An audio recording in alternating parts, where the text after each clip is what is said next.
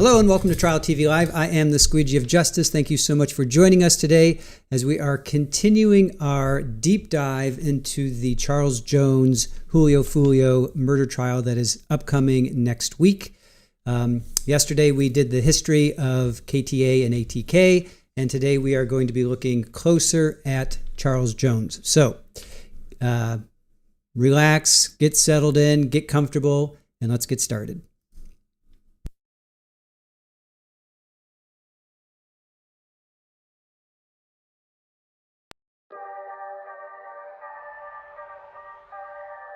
Ask me how I'm living, I'm telling them great. Ask me how I did it, I'm telling them grace. Yeah. Hey, ask me how I did it, I'm telling them grace. Ask me how I'm living, I'm telling them great. Ask me how I did it, I'm telling them grace. Ask me how I'm living, I'm telling them great. New me, no time to waste. Look at me, you see I don't play. I keep running on out of shape. Need a hero, go find a cape. New me, no time to waste. Look at me, you see I don't play. I keep running on out of shape. Need a hero, go find a cape. Hey, no need for the B-roll. I was masked up and no hero. Breakfast in the morning, it was cereal and an E-bro. That boy keep going in, I can't let it go, but get lethal. Watch how I'm showing it from JFK down to Heathrow again. I gotta keep going and I beat the Rico again. I'm going beast mode again, keep flowing and keep knowing it. I will ride and keep blowing it. Five aside that ball's going in, man. Each time I never blow it, I'm in my prime.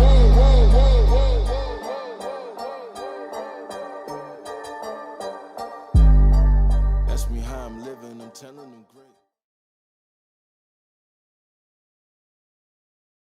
All right, welcome in everybody, welcome in. Thank you so much for joining us. We are covering Charles Jones' murder trial coming up next week.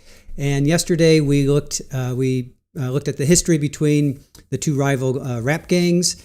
And today we're going to be doing a deeper dive into Charles Jones, who he is, where he came from, look at his music, and how we got from there to a trial coming up. So let me put us over here.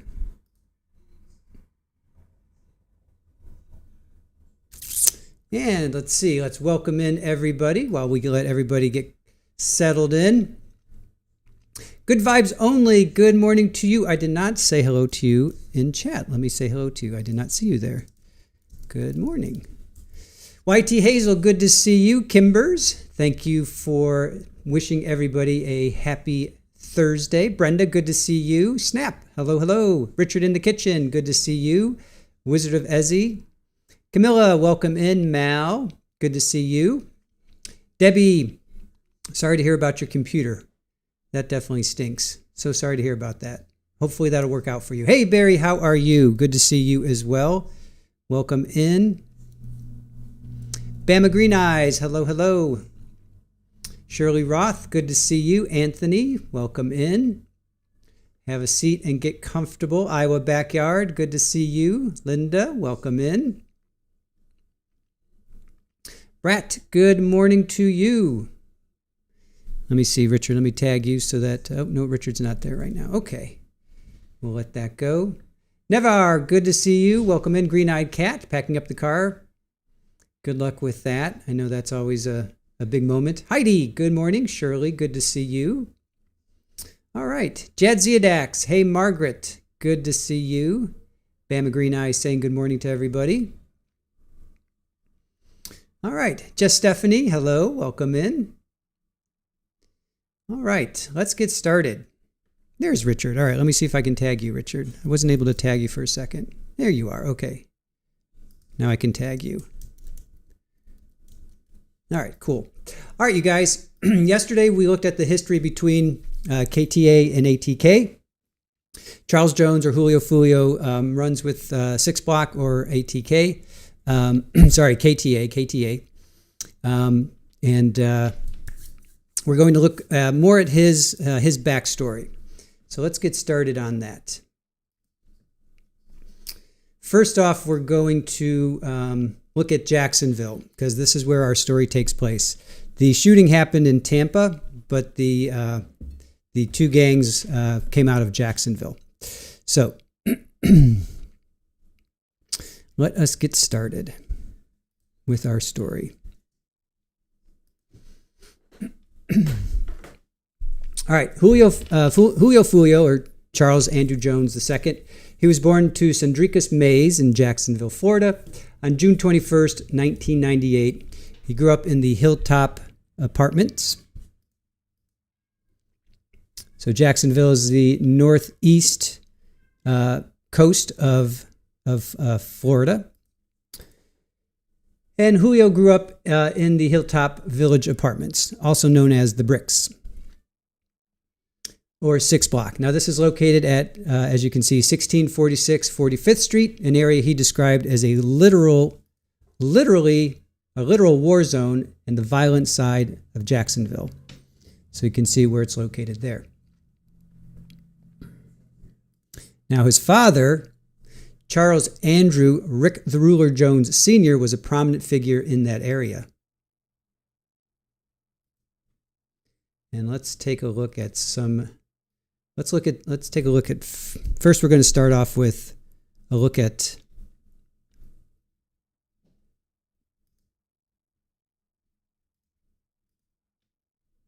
what the Hilltop Apartments actually are, and where Julio grew up. Earlier this month, it was October 14th. The Jacksonville Sheriff's Office arrested this man, 22-year-old. Shooting that left 2 men hurt in Northwest Jacksonville apartment complex. News4Jax obtained this video that was posted on Tell Shell's Facebook page.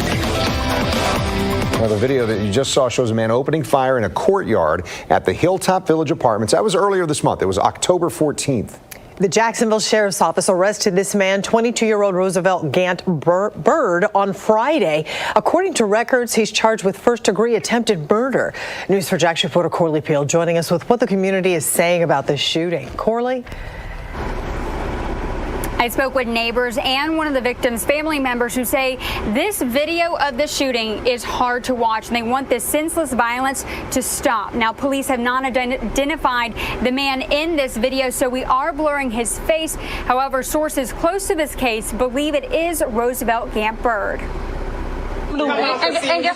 In broad daylight, while standing in a courtyard at the Hilltop Village Apartments, this man, seen holding a gun, opens fire. The camera drops and witnesses scream. The shooter continues to run while firing bullets that struck 2 men who survived, according to JSO. Edna McKay lives in the neighborhood and says she saw the video that was posted on the Tell Shell Facebook page. They need to do something about the apartment because it's really, really bad. They need to shut them down or do something with them. They can't keep security out here. Police swarmed the apartment complex after the shooting on October 14th. 9 days later, records showed 22-year-old Roosevelt Gant Bird was arrested and charged with attempted murder. He's looking at anywhere from 25 plus years in prison upon conviction. Despite the gated entry, neighbors tell me this apartment complex lacks security. Do you worry for your safety? Yes, because I come in and come out, you know. How long has it been like this? It's been like this all my life out here. McKay says violent shootings in her neighborhood aren't uncommon, but it makes it worse seeing it on video.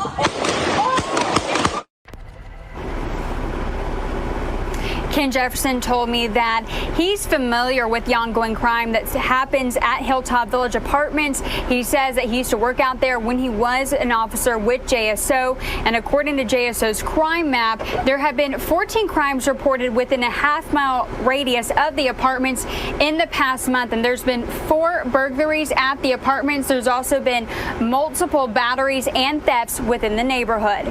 Reporting live, Corley Peel, Channel 4. The local station. So again, that happened in 2020. Julio was about 22 years old at that point in time. So I'm just showing you some videos of where he grew up, the environment that Charles Jones grew up in. The property manager and so we can kind of get an understanding of his early childhood and how he was shaped. So not only did he have to deal with daily violence, but then they also had rodent infestations. The News4JAX team is getting results for tenants at a Northwest Jacksonville apartment community who are living with a mice infestation.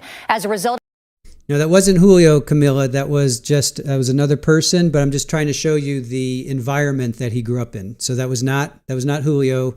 Nobody that I know of that was associated with him. I didn't recognize that name. But this is where he grew up. This is where he grew up as a young teenager. So I'm just trying to give you a backstory of his environment, where he grew up, just growing up. Basically, he called it a literal war zone, and it was the most violent side of Jacksonville. So no, that wasn't him. I don't know that name, so I don't think that person's associated with him. But I just kind of am trying to give you the environment in which he grew up. of our story, 14 code enforcement officers converged on the Hilltop Village apartment community for a surprise inspection. They were there after we first revealed residents have been living with rodents for at least 2 years.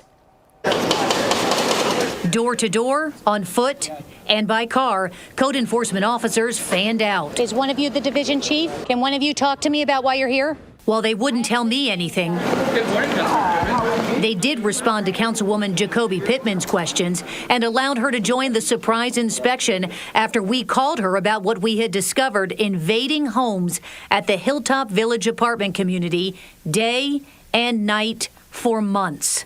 Residents fed up. Because I catch one like every morning, either in the kitchen or the hallway. Can you describe to me what that is, and what did you think when you saw that? There's rodent droppings. In your daughter's drawers? In my daughter's drawer. Are they in all of them? They in all of them. I don't know if it might be one on here, I don't know. But, look, there's one on there, and it's fresh. And what happens when you call the property manager and complain? Now that they're on the news, they picks up, hang up, or they just keep letting the phone ring, and they won't answer the door no more. Since our story aired last Thursday, 11 more tenants have reached out to the I-Team complaining about mice where they live. A tenant in Building G sent us this video of a mouse running around inside a ceiling light in her apartment. She said some of them die and the smell is awful. These are 2 others she's caught on glue traps. A tenant in Building B found this dead mouse on a trap in her utility closet. She lives here with 4 young children and says the rodent droppings are gross. Mice come from behind the stove, and there are like about 5 traps under there. Courtney James says she has been battling mice since last June. She lives in Building M. I'm not a dirty person. I clean every day, and no matter how much I clean, they still come. She's afraid of mice crawling into her 2-month-old daughter's crib. So should I sleep her with me in the bed? I mean, I know people don't want that for a newborn, but I mean, I have to. I don't want her in her crib alone. And how many times would you say roughly you've called the property manager to complain about it? Over 15 times. I've called corporate as well. And what does corporate tell you? They tell me they'll call me back. Last time I called corporate, they called the front office and told them that I called them, and the lady from the front office actually got upset and came and told me that it's normal to have mice because I live across the street from a graveyard site. Hello, do you work for Cambridge Management? While we were recording video of code enforcement on the property, we spotted the manager who told a nearby security guard to escort us off the property, even though we were here legally. Okay, are you aware of the mice problem here? And we are addressing the issues. Okay, it's been 2 years, ma'am. Why hasn't more not been done? We are addressing the issues. My concerns are with our residents, and we are addressing the issue. Okay, and how are you doing that? And why have you waited so long? We have signed contracts, and that's all I want to say. We do have signed contracts, and our concerns are our residents, and we are taking care of the issue. The residents have said that they have called you and that no one is answering and that you're ignoring their complaints about mice. How do you respond to that? Ma'am, we are addressing the issues, and my residents are my concern. So many of those residents have called the I-Team. We have discovered a mice problem in 13 of the 14 buildings at the Hilltop Village Apartments, something Jacoby Pittman saw for herself for the first time. I'm appalled about how these residents are living. And she is not alone. Coming up today, starting at 5, Jacoby Pittman likened what she saw inside the apartments to prison. her plan after seeing the conditions of the apartments herself and speaking to residents there, plus what's next after code enforcement's surprise inspection. Also, as a result of our story last week, on Monday, Senator Marco Rubio sent a team of his investigators to inspect some of those apartments and talk with the families living there. His office is getting involved because the Hilltop Village apartments receive federal money through HUD. And after what they saw yesterday, Senator Rubio took action, sending a letter to the HUD secretary that says, in part, my staff met with tenants and found disturbing evidence of a severe rodent infestation and chronic garbage overflow throughout the entire property. The letter goes on to say it is unacceptable that the residents of Hilltop Village apartments have been obligated to live under these conditions, adding that residents should not have to wait almost 6 years between safety and sanitation inspections to be guaranteed appropriate living conditions. So this letter reveals something that we did not know. HUD has not inspected the Hilltop Village apartments since 2015, which the senator says is a violation of HUD's own rules.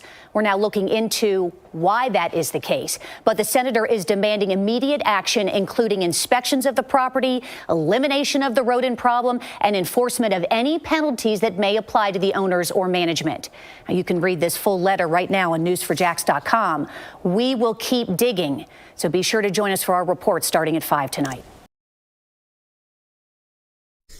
So again, this was 2020 and 2021. So Charles Jones is living in this. He's like 20, I'm sorry, he's like 13 if he's born in 98. No, I'm sorry, he's in his 20s at this point, 98 to 2008, 2018. Yeah, he's like 22, 23. But if they're just reporting on it now, you know it was happening, what they say, for 5-6 years. So again, I'm just kind of trying to get you in the mind frame of where he grew up, and then why he did what he did. Again, tough situation. So from an early age, Jones was surrounded by violence, as we just saw. In 2009, he witnessed the shooting of a close friend's mother at 11 years old, an event that left a lasting impact.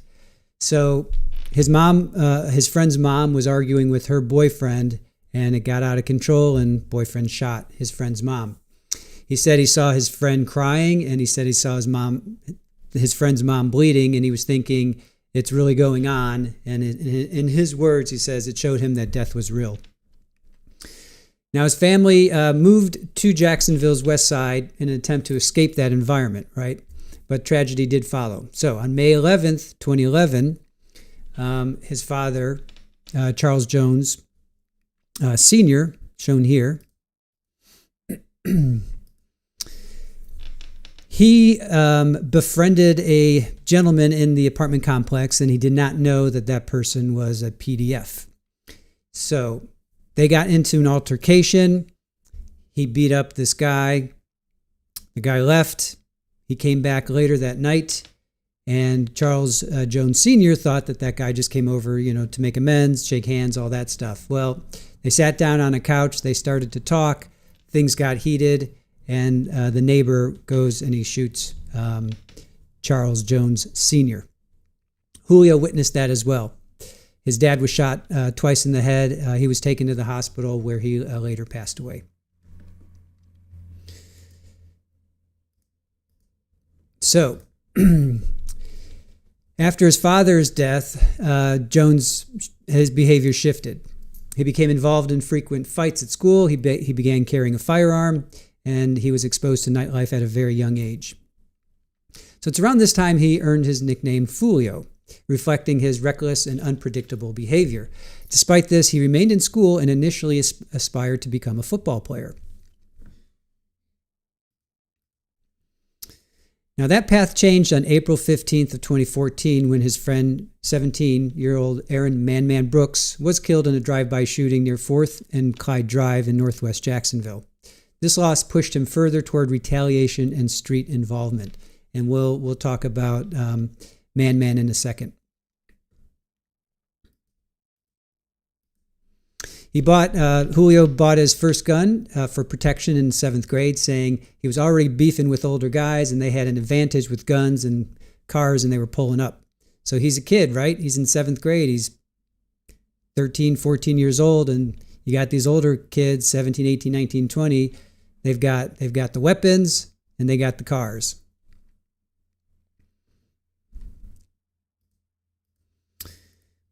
So at 15, Foolio abandoned his football ambitions and attempted to align himself with West Jacksonville group known as HFE, or Head First Entertainment.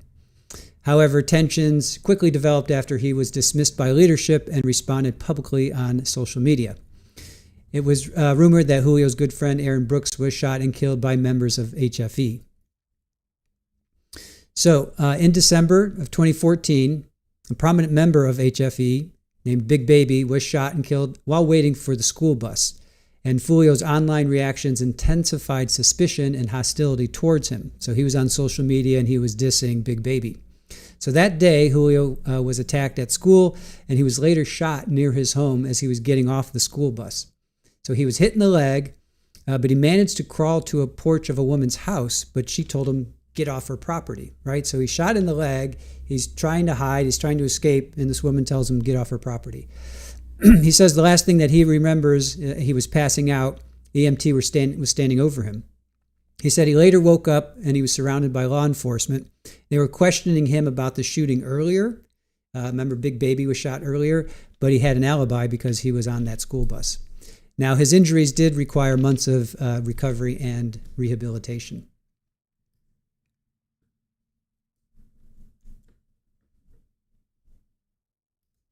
Now we're going to play a video clip here.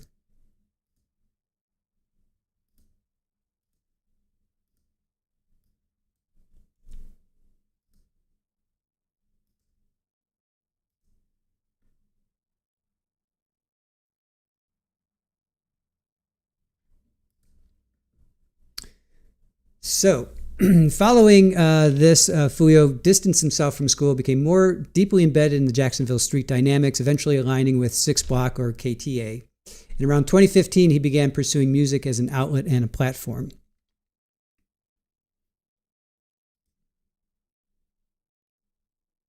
So I'm not going to play this video because we got in trouble yesterday for playing one of his videos. So I'm going to skip that video and I'll show you some screenshots. So he's also known as Lil Six for 6 Block. So this is one of his videos.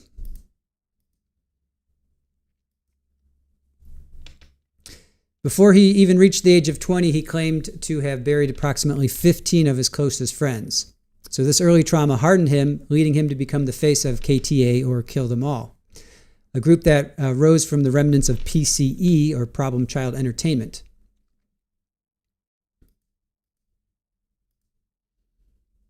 He rapped about his friends that he lost, including Javante Robinson, or Vontae Land, Kendre Alston, and Newski, also known as Strap.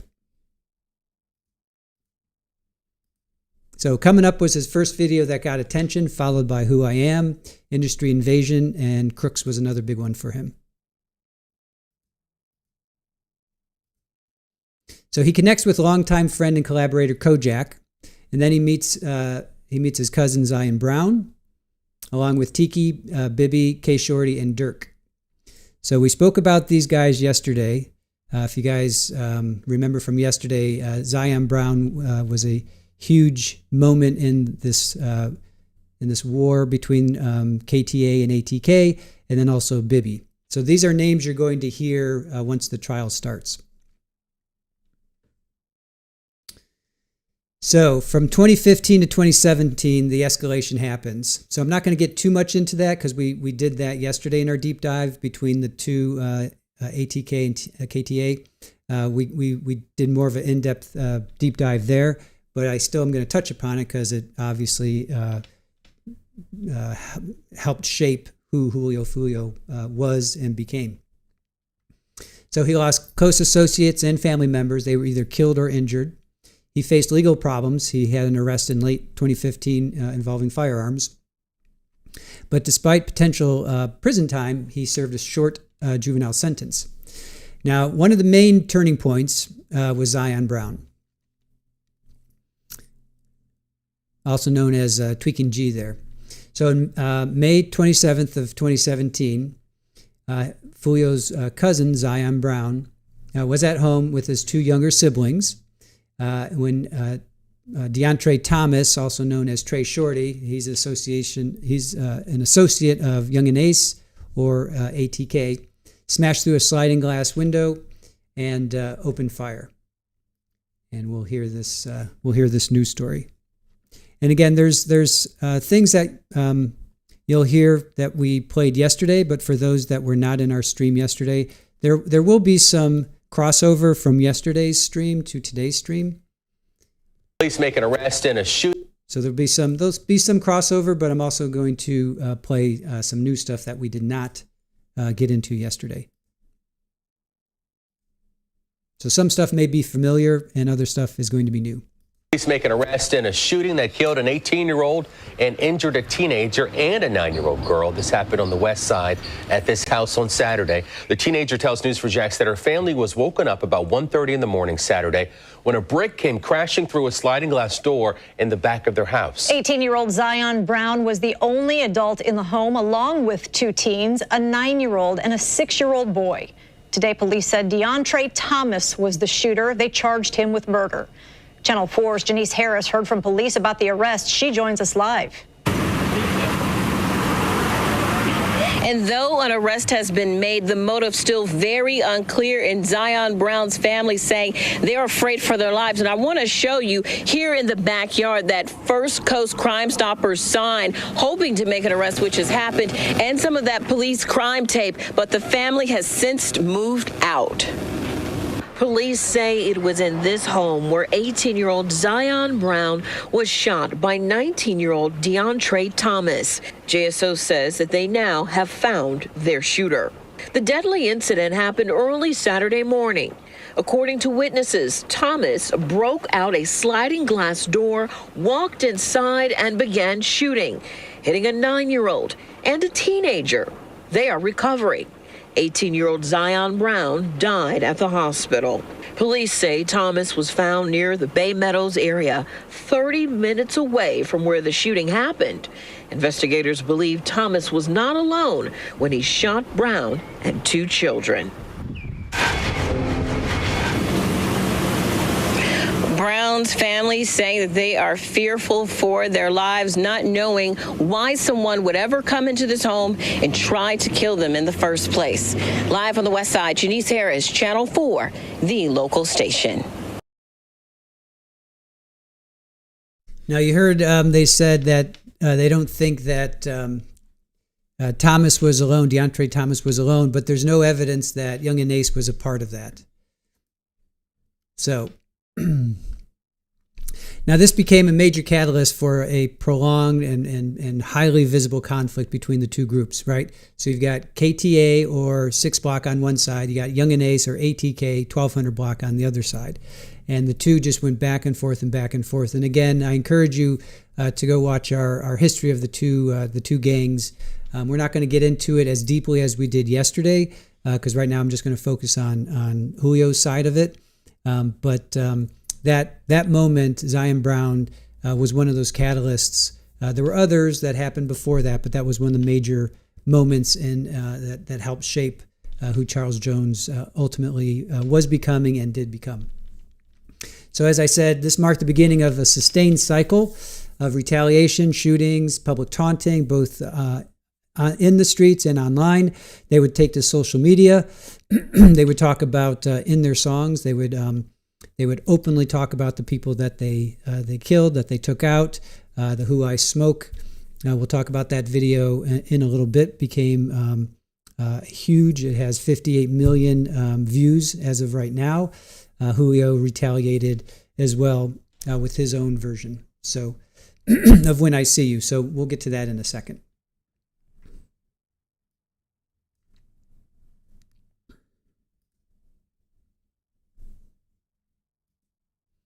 So this is ATK, Ace's Top Killers of 1200 Block. So Young and Ace, Keonta Bullard was their leader.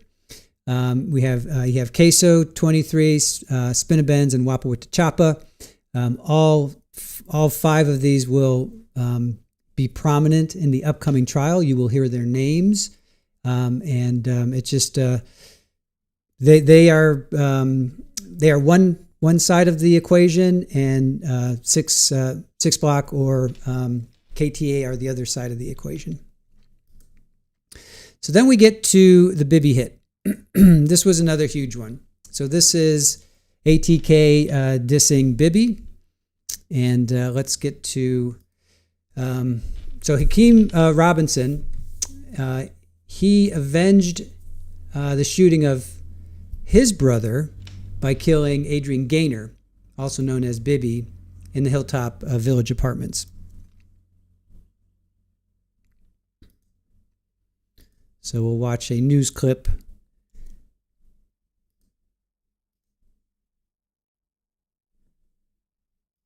In a shooting in Jacksonville. Sky Action News Jack. That breaking news, a 16-year-old has been killed in a shooting in Jacksonville. Sky Action News Jax live right now over the Hilltop Village Apartments. You can see JSO there investigating. Now, this latest shooting makes the 6th child shot this month alone in Duval County. I'm Tanika Hughes. I'm John Bachman. Let's get you right out to Action News Jax. Brittany Werner live in Moncrief. Brittany, police say the teen was gunned down in the street there. That's right, and police say they learned about it after someone saw his body lying outside. If you look behind me, you can see there are still officers here on the scene. Officers say they were called to the Hilltop Village Apartments just before 3 this afternoon. When they arrived, they found the teen dead in one of the parking areas. This complex is gated, but from Sky Action News Jax, you can see police have the scene lined with crime scene tape. Officers say he was shot at least once. Detectives are now canvassing the complex, trying to locate witnesses and figure out how this happened. They say no suspect information at this time, and they say the cameras at this complex were not working. Now, right now, police are asking anyone with information who may have witnessed anything to contact them. Reporting live in Jacksonville, Brittany Werner, CBS 47, Fox 30, Action News Jax. So that became a major touchstone flashpoint in Julio's life when his friend was taken out. That breaking news is a Northwest. Now here's another clip on that. It made the news. It was huge. Jacksonville Sky 4 giving us an aerial view of a large police presence at this apartment complex where there has been a shooting.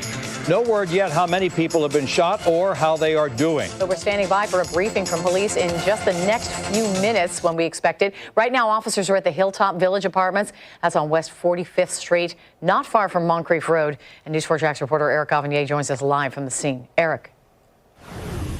So I can tell you the moment that we drove up here, we knew this was a very bad scene, a very grim scene. And the second we got up here, we could hear loved ones of the victims, and you can hear them right now off in the distance. I'm going to bring you back away from that because there's a lot of words that we don't want to end up on air. But just here to my left, this is the crime scene over here. We're going to bring this back a little bit further. Come on, let's keep going back, Mark, because I want to show our viewers where everything is at here. I've spoken with at least a couple of neighbors who tell me that they heard what sounded like multiple gunshots going off. They say that it sounded a lot like a war zone down here. They say that it sounded like at least a semi-automatic handgun along with a semi-automatic rifle was going off out here. And these were from neighbors that don't even live close to the actual crime scene itself. That's just how loud the firing was out this way. Hey, Mark, if we can bring the camera down this way, I want to show our viewers something here. If we could just bring it down this way. The actual crime scene itself, come on down this way a little bit more, Mark. So there is a red car right here just beyond this crime scene van here. And just beyond that, there is a blue SUV. That is the actual crime scene. From what we understand, that is where the person was shot. And we're not going to go any further than that because obviously if there is a body there, we obviously don't want to show that. But right now, we're still trying to find out what exactly happened, how this all started. And as soon as we get that information, we will post that information on our website, news4jax.com. But right now, it appears like authorities are going to be out here for quite some time investigating. Reporting live, Eric Avanier, Channel 4, the local station. I'm just reading your guys' comments. Sherry, you came to Jacksonville and you got stabbed with a pencil. Wow. All right. So as I mentioned, Bibby's name was prominently displayed in the Ops' video, Who I Smoke, and we'll get to that in a second. Now, Foolio became known for using music to directly reference his real-life events, right? So this is what happened between these two groups. That they would rap about friends that they lost. They'd rap about taking out their ops or opponents or opposition, rivals. And Foolio became very well known. He became known as the most hated rapper in Jacksonville for part of this. Now,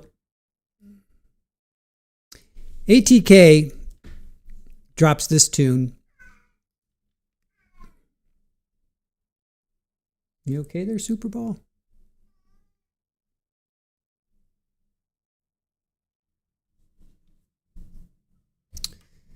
Hold on just a moment. Let me just find this. Sorry, guys. So April 28th,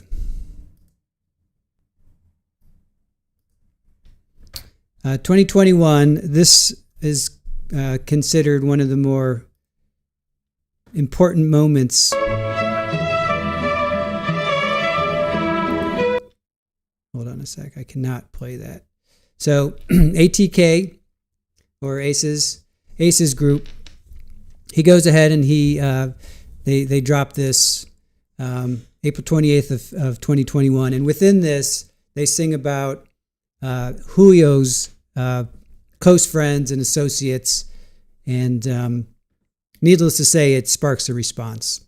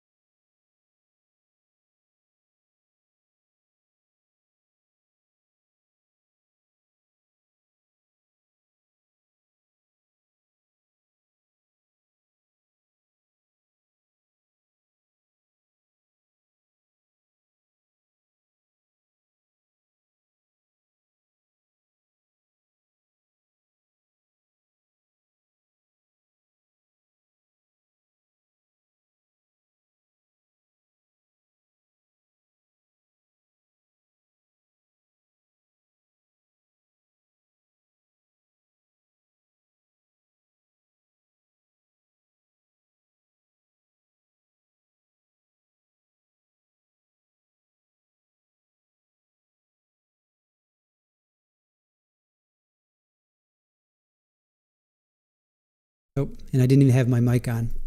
Sorry, guys. All right, so sorry I didn't have my mic on. Sorry about that. So I'm not sure how long I was muted there, so I apologize. Just going back, I would say I would encourage you to watch this video, listen to it. And there's Bibby. This is Who I Smoke is Bibby. Who I Smoke is Tiki. These are all Julio's friends. Who I Smoke is Lil 9. So these are all close associates and friends of Julio. So this is considered a major diss of the Ops. And again, I would encourage you to listen to this and get used to the names. And this is the culture that these guys grew up in, are living in, and they self-snitch on each other. And law enforcement is listening to all these songs, and it helps them put them away.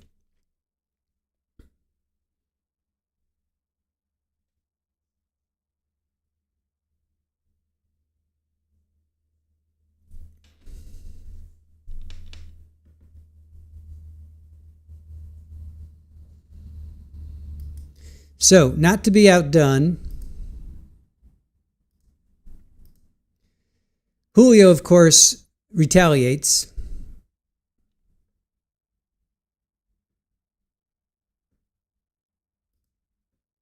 With his own song, When I See You. Now, When I See You is based on this this event that happened with Young and Ace and his brother. So Julio goes ahead and he releases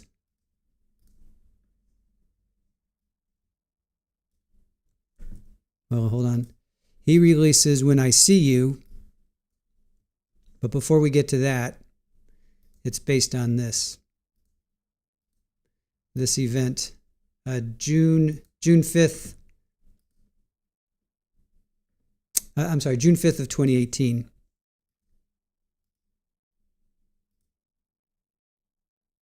Thank you. Breaking overnight. The search is on for a killer. The search for whomever shot 4 young men near the St. John's Town Center.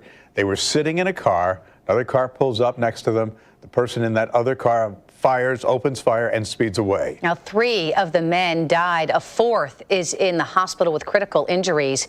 Now, this happened on Town Center Parkway. It's just off I-295, across from the entrance to UNF, and very close to Baptist Emergency Center, which was briefly placed on lockdown as a result of the shooting. News4Jax reporter Ashley Harding joining us now live from that area with the very latest on this investigation. Ashley. Yes, Jen and Bruce, good morning. Something I do want to mention, this is also close to UNF, and just a little while ago, UNF put out on Facebook they want people to be aware that this happened because it is so close to campus, but they also want to reiterate the police are saying it does not appear to be connected. Just to give you a sense of what we're talking about, we're right where this happened, but you can see off in the distance those UNF flags, so we are close to the entrance here. Something else I want to show you is the Crime Stoppers sign. That is to signify where this all happened, and they want people they want people with information to come forward. Now, we do have video from last night that we do want to keep showing our viewers. Police, they're working to learn much more about the shooter's car because that's one piece of crucial evidence that is important to this investigation. They are looking for surveillance video to help them with that. Now, in our video, you can see that white car. That's where the men were sitting when those shots were fired. There are bullet holes inside the car, plus we saw dozens of evidence markers. Now, police are telling us this does not appear to be a road rage incident. Now, the sergeant we spoke to last night also said this looks to be isolated, but more information is expected to be released as the investigation unfolds. Now, we expect police to release the names of these men possibly today or in the coming days. Now, one thing we have been talking about this morning is what a very busy area this is. It's a lot of traffic. This is an area where people shop, where they go to eat. It's definitely not something we see in this area, so that is a concern for people who are in the area. Of course, if you know anything about this, you're asked to give police a call. We're live this morning. Ashley Harding, Channel 4, the local station.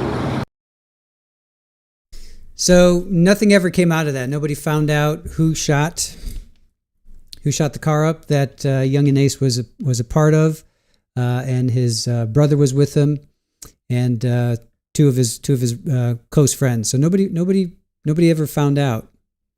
So after the Who I Smoke video was dropped,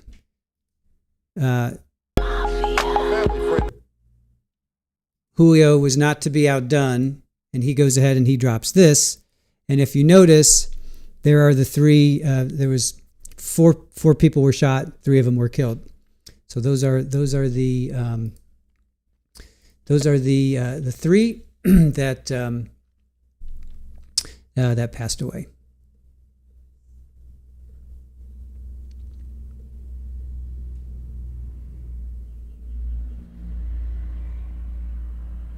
So specifically, it would be, so it's Quan is in the middle. You got 23 on the left, and you got Kobe on the right. So Quan is Young and Ace's brother. So I'm going to go ahead and play this. I'm not going to mute the audio.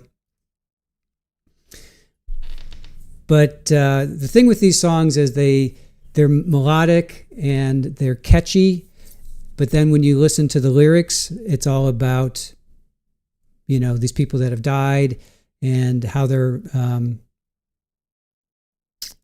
being disrespected. They're being dissed. So this was considered a major diss to Young and Ace's group, or ATK, and Julio had a target on his back after he dropped this. So so this was in April, and after that he goes to Texas in 2020, and he survives a shooting in Texas, and we'll talk about that in a second.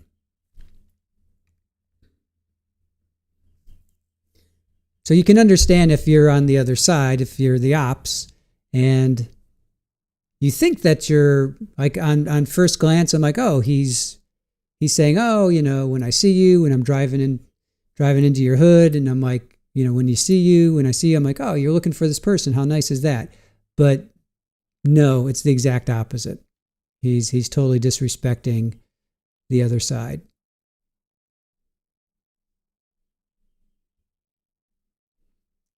And right or wrong, the other side did not take kindly to this.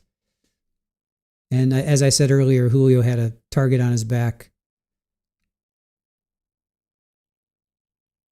as being the face of KTA and publicly. Let me see how many hits this has. The Who I Smoke has 58 million views. When I See You has 73 million views. So this has 58 to 73. It says 73 million views.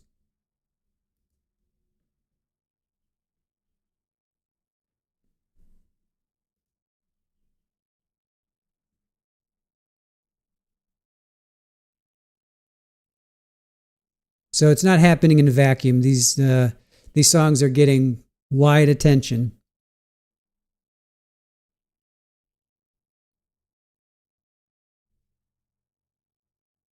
And we'll put them in our description. We have them in our description of our video yesterday between the two. So we'll go ahead and we'll drop it in our description too. If you guys want to check them out, I encourage you to listen to them, especially if you're going to watch the trial with us. It'll help you understand a lot better.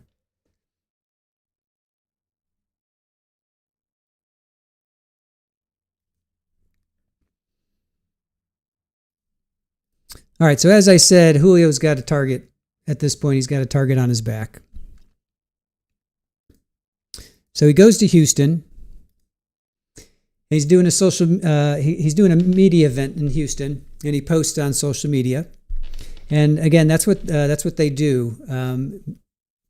They self-snitch.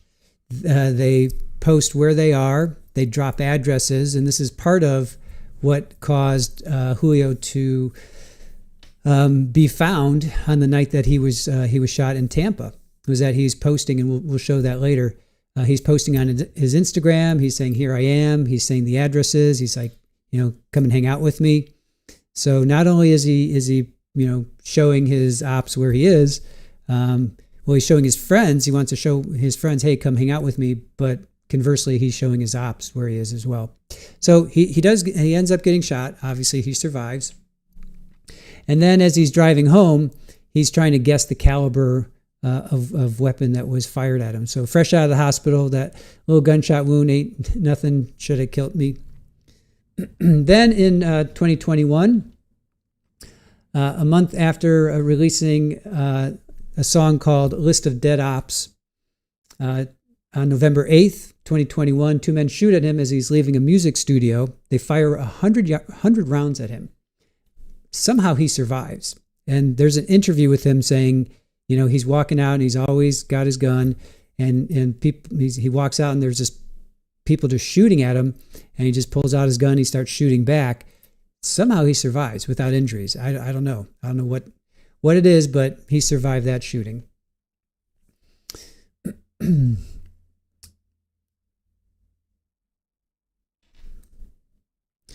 So he moves around a little bit. He relocates a couple times, right? But he still remains close ties to Jacksonville, and he continues releasing music tied to ongoing events. And people are paying attention.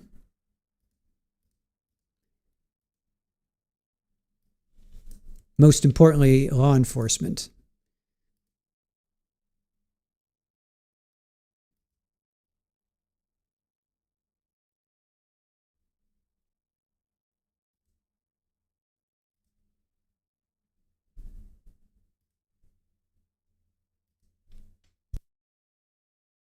In Jacksonville fuel fire in the community. Mothers of the victims are speaking out, saying the videos and lyrics have gone too far. giving specific details about the horrific crimes. ICAM investigator Corley Peel is joining us live to show us how this deadly music videos, how they are really damaging families. Corley? Well, Tarek and Stacey, many of these parents I've spoken with are still waiting for arrest, or they're waiting for a trial for their son's murders. While they wait for justice, music videos from rival rap groups in Jacksonville have gained popularity across the country with songs glorifying their son's murders. The music and beat are catchy.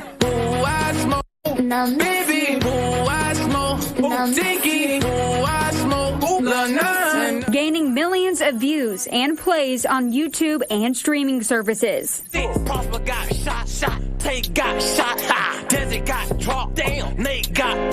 Local rappers rising to fame with lyrics about murders of young men in Jacksonville. And you know we smoke little biggie. The victims behind the lyrics are sons. What is it like when you see your son's name and his murder talked about in these rap songs? It's like somebody taking an open wound or a healing wound and opening it back up and stabbing at it over and over again. I hope and pray that, the person or the persons who are rapping about, that they understand that you have a mom too, and would you want your mom to feel the way the other moms feel? JSO says the different rap groups known as ATK and KTA are rivals on the streets. ATK and KTA, those are the groups that we hear about a lot. Are they the biggest problem for Jacksonville? They have been recently, for the most part. In this music video, and now I wonder what I said. Got a low, I told her drop that. The man in the green shirt is Kenyatta Bullard. He's known as rapper Young and Ace. He was a sole survivor in a deadly quadruple shooting at the Town Center in 2018. In the video, he wears an ATK chain around his neck. The lyrics reference 3 men killed in shootings. I smoke, baby, I smoke, Tiki, I smoke, One of the victims, known as Bibby, is 16-year-old Adrian Gaynor. He was joy. All he did was laugh and dance. He was shot and killed in the Hilltop Village apartments in 2019. Nobody can do anything worse to me than killing my child. It took 2 years for an arrest to be made. The man accused of killing him is Hakeem Robinson, known as rapper Queso. Play with queso. Smoke dirt and baby to the face though. Robinson is charged with second-degree murder. Gaynor's mother, Elizabeth Gaynor, says Robinson and other rappers continuously mocked her son's death in music videos and on social media for years. And you know we smoke little baby. Specifically, what has been said about your son in these songs? I've heard anything from where he was shot. I've heard what his last words were. Baby had a club class, but I wasn't surprised. This is not the only murder Robinson is accused of. He is also charged with second-degree murder in the 2020 death of Charles McCormick, a.k.a. rapper Little Buck. His father, Abdul Robinson Sr., and his brother, Abdul Robinson Jr., are also arrested in connection to the crime. JSO says the Robinsons are linked to the group ATK. JSO Chief of Investigations TK Waters says ATK is linked to more than a dozen murders and other crimes committed in response to perceived insults. It's a range of things. It could be drugs. It could be something as simple as me making a rap song about you and you don't like it. So one of your friends or one of your associates says we need to get back and we're going to do something, and they'll start a shooting war. Dominique Barner and Leroy Whitaker are also charged in connection to McCormick's murder. This surveillance video shows 2 suspects running through a backyard after the shooting. Investigators say they held a woman hostage before taking off. Hakeem Robinson's attorney says ATK is a certified business, not a gang. You can see ATK is listed here on Apple Music right underneath Queso's songs. But if you look at the Life of ATK website, the front page says opening soon. The group KTA is also not shy about naming murder victims in its music videos. This video was made in response to the Who I Smoke video that is linked to ATK. One victim heard in KTA's songs is 30-year-old father of 12, Freddie Patterson, who was shot and killed in November 2020. His mother, Shantina Benton, says she doesn't know who the rappers are or why they would be talking about her son's death. I mean, it's not a funny thing that somebody's dead. Somebody got killed. That's not funny.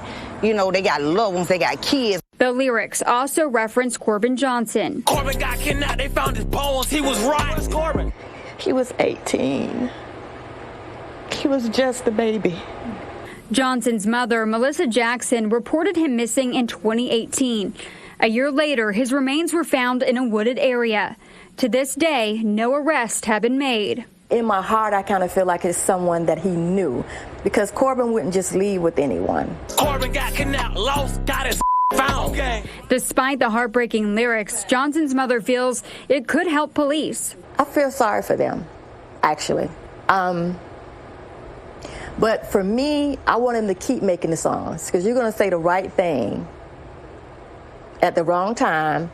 That's going to be specific to the details that we don't know about Corbin's murder. So keep talking. Not all of the rappers in the videos are charged or suspected of crimes. I did reach out to several of the rappers and their attorneys to share their side of the story. None of them agreed to do an interview.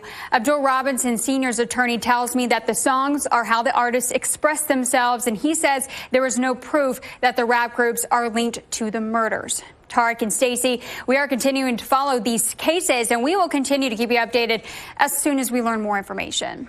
So, Corley, since they're giving a lot of details about the murders in the music videos, can't police arrest them? Tarek, actually, no. Right now, the music videos are merely describing crimes. They are not confessions. So JSO says the lyrics alone are not a chargeable offense. We will explain why coming up in about the next 20 minutes on News4Jax at 6.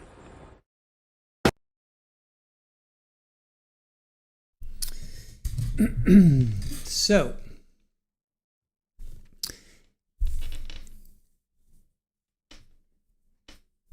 if you guys, I just want to let you know, we expect you to be courteous and respectful of all sides in this. If you cannot, we will delete your comments and we will time you out. And if you continue to, we will ban you. So I expect you guys to continue to act the way you always act in our trials. We have people on both sides joining us. We're not on either side, although we do have a heavy interest on the defense side because we have people that are representing the defense in this case. And again, I will reiterate, if you are not respectful to one side or the other and you are not courteous to them and you post comments that don't adhere to that, we will delete those. If you continue to do that, we will time you out. And if you continue to do that, we will ban you. We don't want to do that. We have a really great community here. This community is based on respect and courtesy. But if you guys cannot adhere to those guidelines, we will take action. So appreciate that. All right, let's continue on. So April of 2022, Charles Jones gets pulled over for tinted windows and fleeing law enforcement. So I have his body cam, and then I'm going to read his arrest and his plea. And then he appears in court. So as they were saying, they can't really arrest them because they're just singing about events. On whether to suppress evidence against a Jacksonville rapper. They're just singing about events, but eventually they do say specific things. So again, there's a lot of self-snitching going on with these guys. The judge did not issue a ruling on whether to suppress evidence against the Jacksonville rapper Foolio. Julio, whose real name is Charles Jones, is charged with felony fleeing and eluding police during an April traffic stop. Officers testify that he drove under the speed limit for less than 400 feet before stopping, that nothing illegal was found in the vehicle, but police did take cell phones of Jones and his passengers. One detective agreed with Jones' lawyer's assertion that the initial traffic stop was, quote, a tool to confiscate the cell phones as a part of separate investigations. After nearly a 3.5-hour hearing, the judge set another court hearing for August 29th.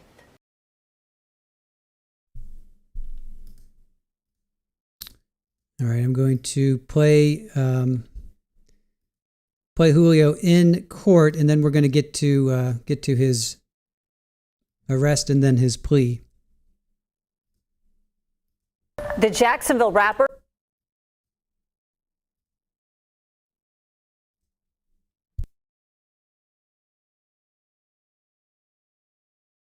The Jacksonville rapper known as Foolio made a rare court appearance today, just days before jury selection in his criminal case is scheduled to begin. Foolio, whose real name is Charles Jones, is charged with felony fleeing and eluding police during an April traffic stop. His attorney is seeking to suppress all the evidence in the case, saying that there was no probable cause for that stop and no evidence of fleeing or eluding. A Jacksonville detective testified previously that the traffic stop was a, quote, tool to obtain Jones's cell phone. Jones is a key figure in a bloody rivalry between two Jacksonville gangs, and he's helped popularize a style of music known as murder rap. Jury selection in this case is scheduled to start on Monday. Well, not quite sure murder rap, but we'll go with drill rap instead. All right, so let me get to his arrest. All right, so here's his arrest. So Charles Andrew Jones II.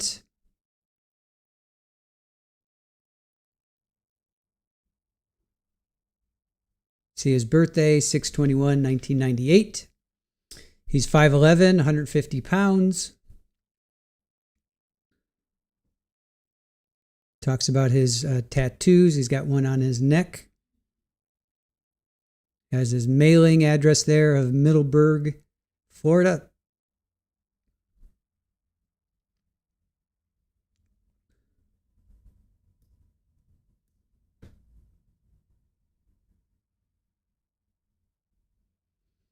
All right. April 5th of 2022, the Gang Investigations Unit was patrolling the area of Division Street and Martin Luther King Jr. Parkway. So-and-so and I were riding together in an unmarked police vehicle equipped with emergency lights and sirens. We observed a blue Dodge Durango traveling eastbound on Martin Luther King Jr. Parkway approaching Division Street. We observed that the front vehicle's window tint appeared to be below the legal limit set forth in Florida state statutes. Due to the traffic violation, I initiated my emergency equipment affixed to my unmarked police vehicle to conduct a traffic stop at the intersection of Division Street and Martin Luther King Jr. Parkway. The suspect vehicle did not oblige with my order to stop and continued traveling southbound on Division Street at speeds of 20 miles an hour. I pulled next to the left rear driver's side quarter panel of the suspect's vehicle, and so and I observed 3 occupants in the suspect vehicle. All 3 occupants were observed by detectives rummaging around the vehicle as if they were attempting to conceal and or retrieve illegal items. So we, were in their unmarked police vehicle directly behind my vehicle and observed the suspect's vehicle driving actions. So-and-so had his emergency equipment activated throughout the incident. Although the traffic stop was conducted for illegal window tint, the 2 rear passenger windows were measured at 20% light transmittance. Therefore, the detectives were able to see the occupants rummage around the vehicle through the rear passenger windows.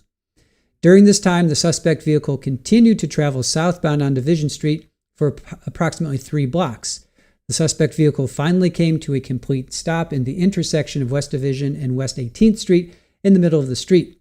It should be noted the suspect vehicle passed multiple safe areas to pull over onto the shoulder of the roadway. After the car came to a complete stop, detectives conducted a felony takedown on the vehicle. The detective continued to announce their presence and give commands to open the doors of the vehicle and make their hands visible. The occupants of the car further failed to comply with the commands and continued to rummage around the suspect vehicle. After a moment, the driver of the vehicle, Charles Jones, exited the vehicle and was placed into handcuffs. Next, Darian Mills exited the front passenger seat of the suspect vehicle and was placed into handcuffs. Finally, Bright Uglaby exited the rear right passenger seat and was placed into handcuffs. After detaining all three occupants, Charles Jones advised that there were 2 firearms in the vehicle and verbally provided consent to search the vehicle. Jones explained there was one FN pistol located in the center console or the glove box. Jones also stated that he had a Glock handgun on his person, but could not recall where he placed the Glock handgun in the vehicle.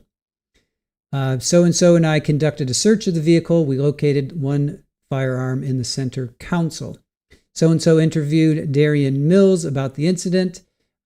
Mills was advised, Mills explained that he was asleep throughout the entire incident. Oh, that's really funny. Redacted interviewed Bright Uglaby, and Redacted advised, I hope I'm pronouncing your name right. I'm sorry. Uglaby stated that he was not paying attention because he was FaceTiming a female on his cell phone. I'll just go with Bright. Further explained the music was loud in the car. Once the vehicle stopped, he stated he noticed the emergency lights and said, oh crap, there's the crackers. Oh, God. That's really funny.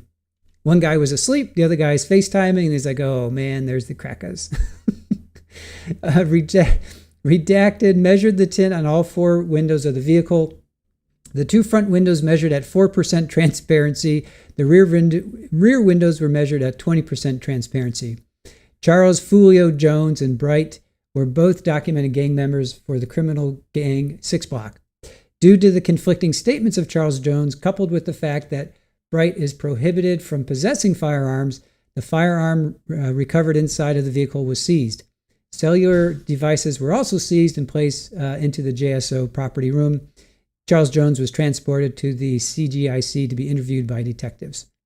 Case cleared by arrest.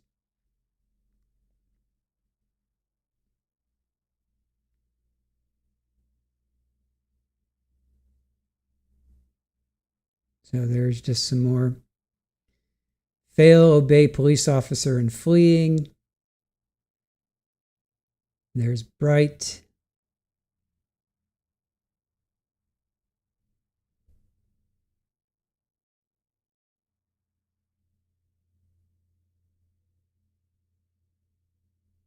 So there's Charles's right thumbprint. All right, so that's that.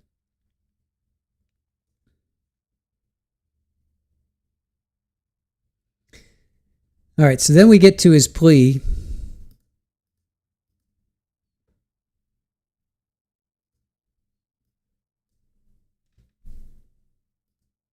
All right, not quite sure why this is. Let me get his plea again.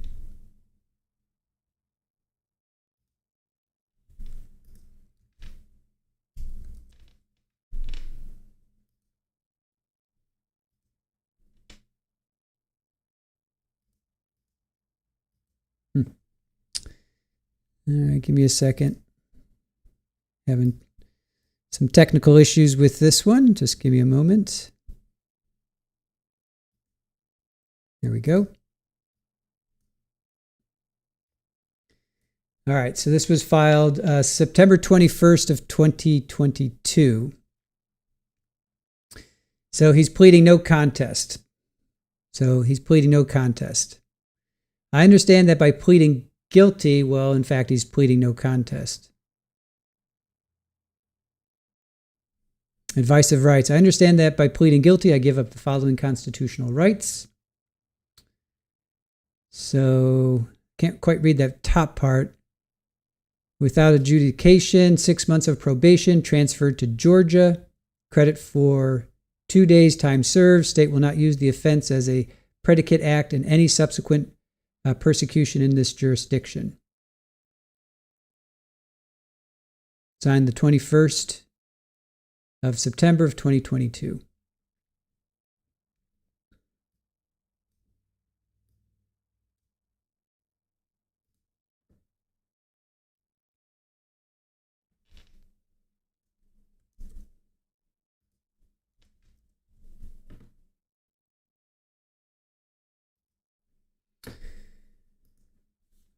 All right, so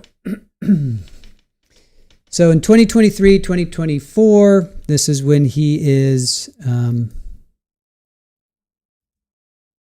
he's called the most hated rapper in Jacksonville. So tensions kind of calmed down a little bit, right? But then they reignited. So he was leaving his residence October 7th of 2023. Julio was leaving his residence and he was driving a black Charger on West 16th Street near Paxton School of Advanced Studies, and he was shot, and he later underwent surgery for severe foot injuries. Ballistics show the casings that were found, the casings that were found there matched the same at his shooting death in June of 23.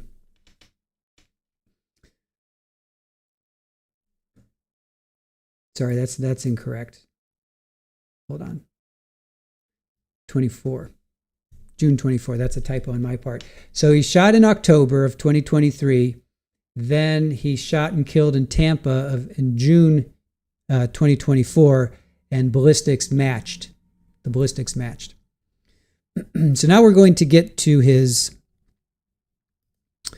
day of. So June 23rd, 2024. So his birthday is the 21st. So he travels to Tampa to celebrate his birthday. After several public appearances and social media activity, he clearly is targeted. So let me show this.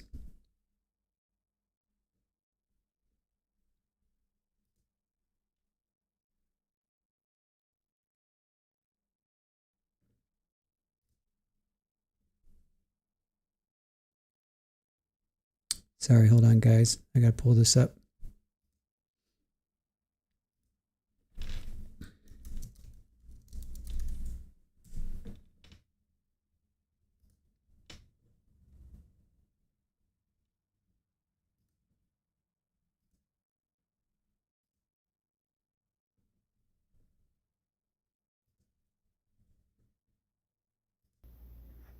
Got me drinking, cuz. I don't even drink, cuz. So he's in Tampa. He's doing. He did a couple shows. You supposed to have a chaser.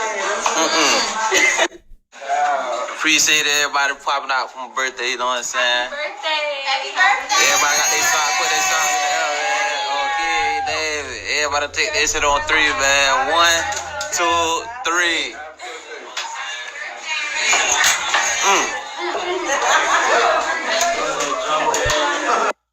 Got my brother with me. He done popped out for me for my birthday. He done time with double lit. Oh God, yeah.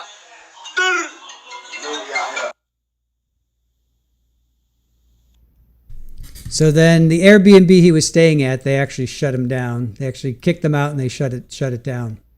We came deep as fuck for my birthday, man. Everybody coming up the stairs. No cap, man. You know what I'm saying? You know what I'm saying? You know what I'm saying? We deep as hell. We deep as hell. 20 deep. Lit everywhere we go.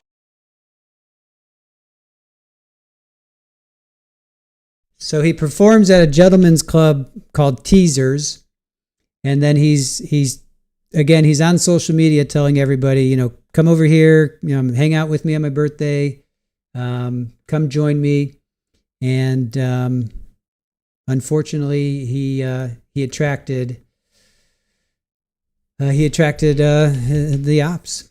So early morning hours of June 23rd, 2024. Julio and his entourage were ambushed by 3 masked shooters, and he was shot and killed in a parking lot outside Holiday Inn on McKinley Drive near the campus of USF. Other people in Julio's entourage that were injured included his girlfriend, Armani Turner, Tiafa McCrae, and his girlfriend, Aaliyah Albitron. I'm sorry, I'm screwing up your names. I'm really sorry. Camilla Bentley, Adhoa Randolph, Robert Howard, Xavier Edmonds, and Gino Norris. So now multiple individuals were later arrested and charged in connection with this killing. Now, just a few days later, and we're going to get to all of that. So then, just to put salt on the wounds, a few days after that, Young and Ace drops this track.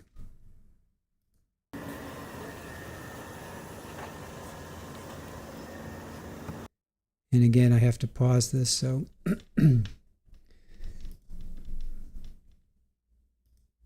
so just a few days after, and Don Julio is a total reference to Julio Foolio.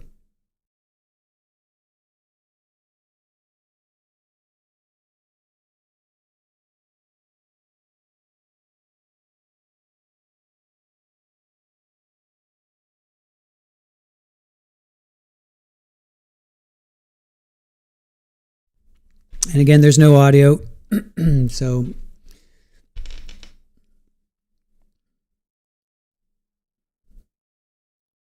the name of this is Game Over.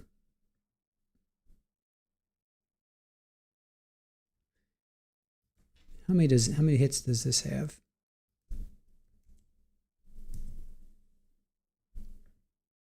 This has 29 million views. This has 29 million views, and this was just a few days after.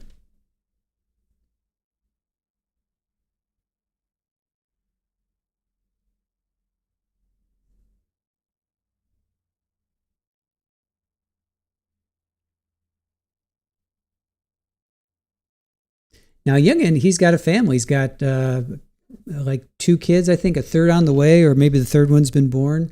But he's got at least 2 young ones, possibly a third one. I know there's a photo of him and his wife. She's pregnant, so he's got a family. He comes from 11. He's got 11 brothers. So clearly, he's referencing Julio and the shooting. All right, now we're going to start to get into the actual shooting of Julio Foolio.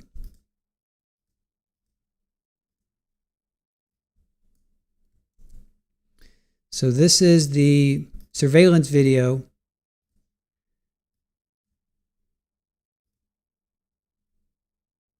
of the night of.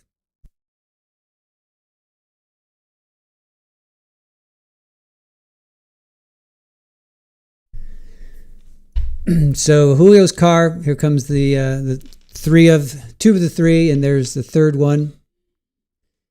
And we're pretty sure we know who that is. We'll talk about that later. Now Julio's car is the dark Charger. Julio's car is this one on the left. So it's the one on the left that's pulling out right now. And his other entourage are all these other cars that are parked underneath. They're trying to get a room. So they're going to get a room. They got kicked out of the Airbnb. See, it's 4:30 in the morning.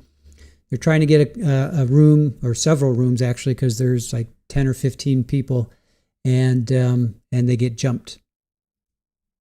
So this is Julio's car pulling out right now, and the rest of his entourage take off.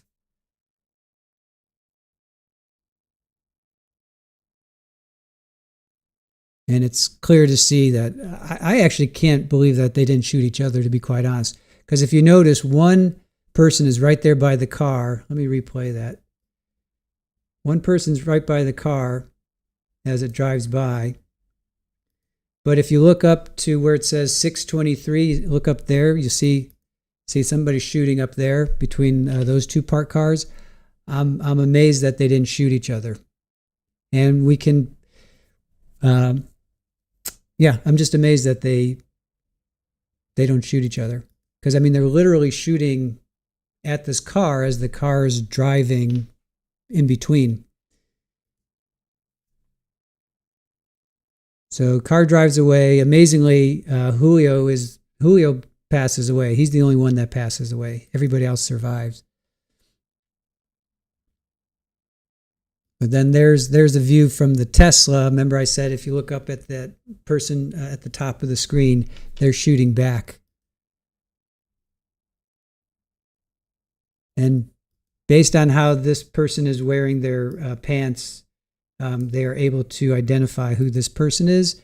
That's pretty much what the state has right now, plus some tattoos. But we'll have to see what the state. If you notice, you'll see his pants are low. They're not up to his waist. So that's one way that they're able to identify who this is. So they're all wearing masks. So it'll be interesting to see how the state plays this. You know, they have their evidence. So we'll see. All right, now we're going to get into some news clips of what happened. A crime scene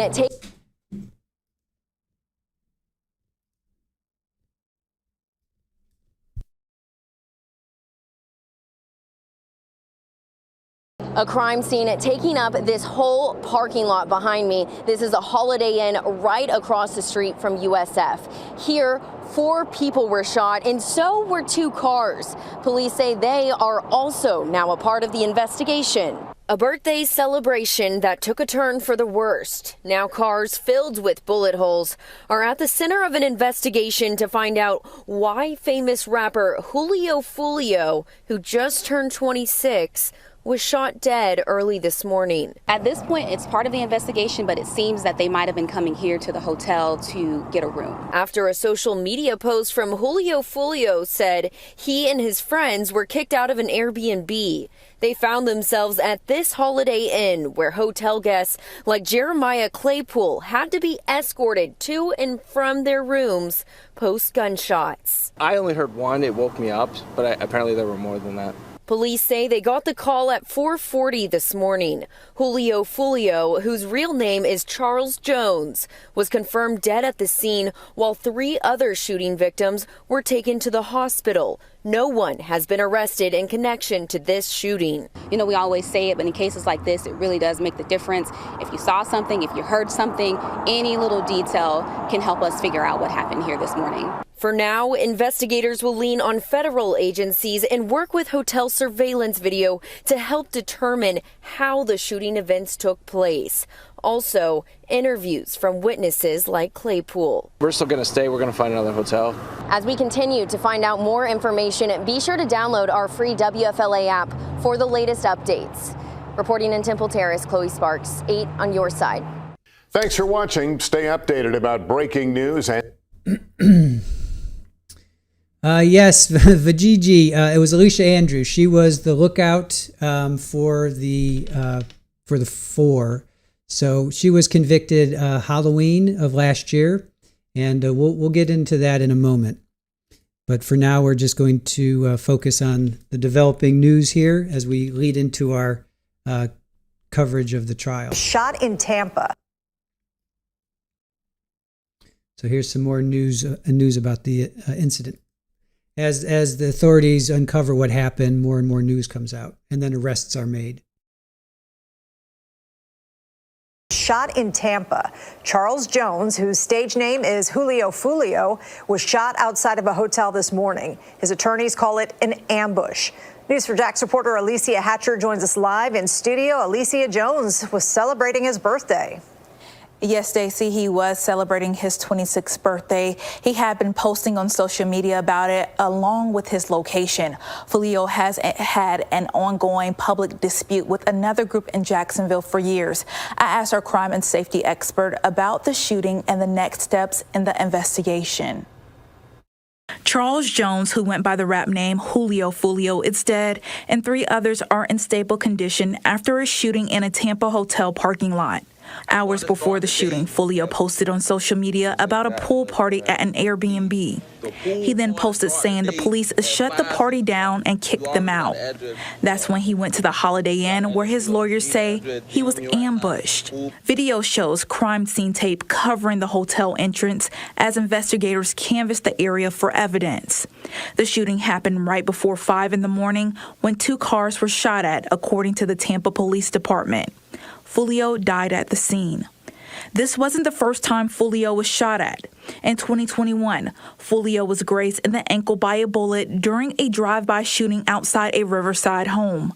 He told police he heard gunshots when he walked outside, so he grabbed 2 guns and started shooting back. He went on Instagram Live hours after to explain what happened. I shot back in self-defense. Last October, he was shot again, this time in the foot. I sat down with our crime and safety analyst, Tom Hackney, who is a retired JSO director, to talk about what goes into an investigation like this. Is there a chance that the suspects are from this area or from down south in Tampa?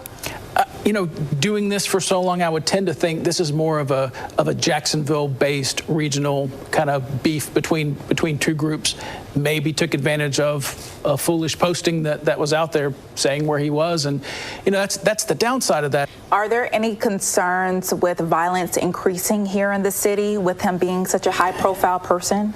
Yeah, I tend to think so. And when you look a little historically back at him and some of the incidents that he's had just in the last 12 months, you have to make some assumptions that based on that, this is going to be a back and forth kind of thing, and that's the downside of this, is it doesn't stop. So his murder comes, and somebody from a rival group is now going to get out there and need to be retaliated against in their eyes for his murder, and then that just keeps going.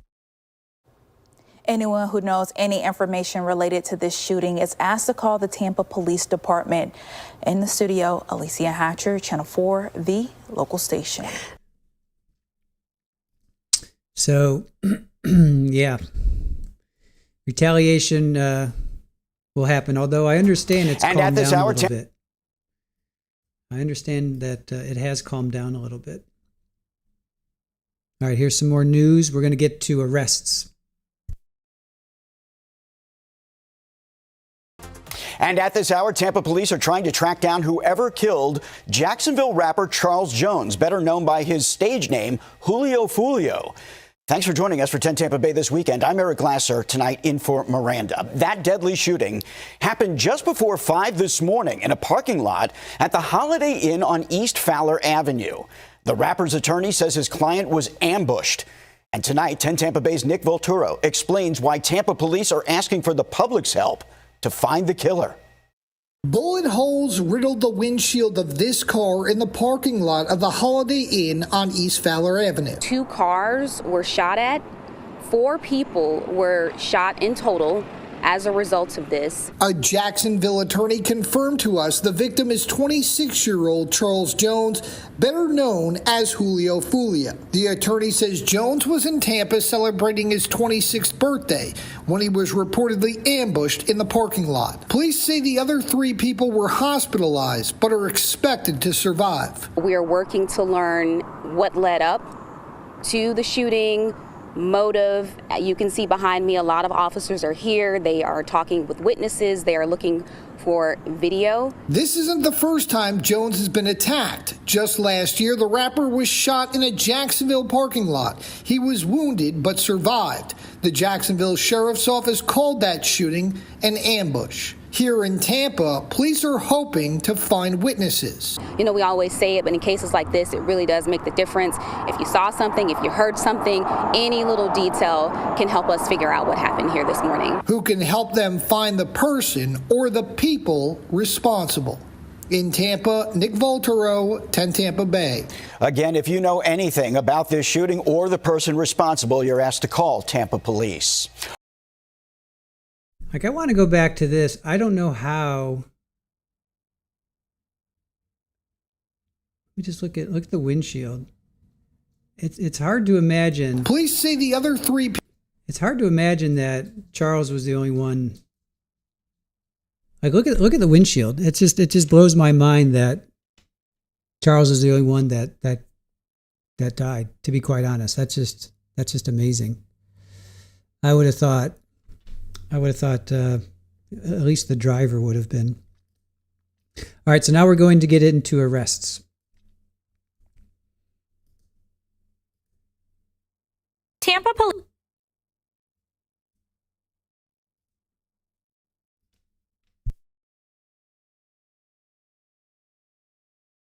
police say surveillance video outside a Tampa hotel near USF captures a premeditated murder. Detectives say 5 suspects traveled from Jacksonville to Tampa to shoot and kill a Jacksonville rapper, Julio Foolio, whose real name is Charles Jones. Detectives used footage from the scene, license plate readers, and phone logs to identify 2 vehicles and link them back to the suspects. Tampa police say the video shows 3 shooters firing into a car. Jones, who is sitting in the front passenger seat, is killed. The shooting happened last month at the Homes to Suites on McKinley Drive in Tampa. This barrage of gunfire also struck 3 additional victims who miraculously survived this incident. Hands up, don't reach for your waist. Do not reach for your waist. On Monday, the Jacksonville Sheriff's Office released body camera footage as SWAT team members moved in over the weekend, arresting 3 suspects for premeditated first-degree murder. SWAT members located 2 suspects at a home in Jacksonville, and the 3rd suspect is arrested at a shopping center in Jacksonville. Keep coming. Keep coming. Keep coming. Authorities are still searching for 2 suspects, Rashad Murphy and Davion Murphy. Detectives say the shooting stemmed from a feud spanning years between Jones and 2 rival gangs. Detectives believe Jones was followed by the suspects when he was out in Tampa celebrating his birthday. He had posted his location on social media. Let me be clear. The feud stops here. All 5 of these defendants are facing life in the Florida State Prison, even the ones who didn't pull the trigger. In Tampa, Julie Salomon, ABC Action News. So that would be Alicia Andrews, but she does have a new, she was convicted, but she has a new judge for her sentencing. And we can talk more about that as we get further into this. Right now at 5. But more arrests. We're hearing more about the people that were arrested.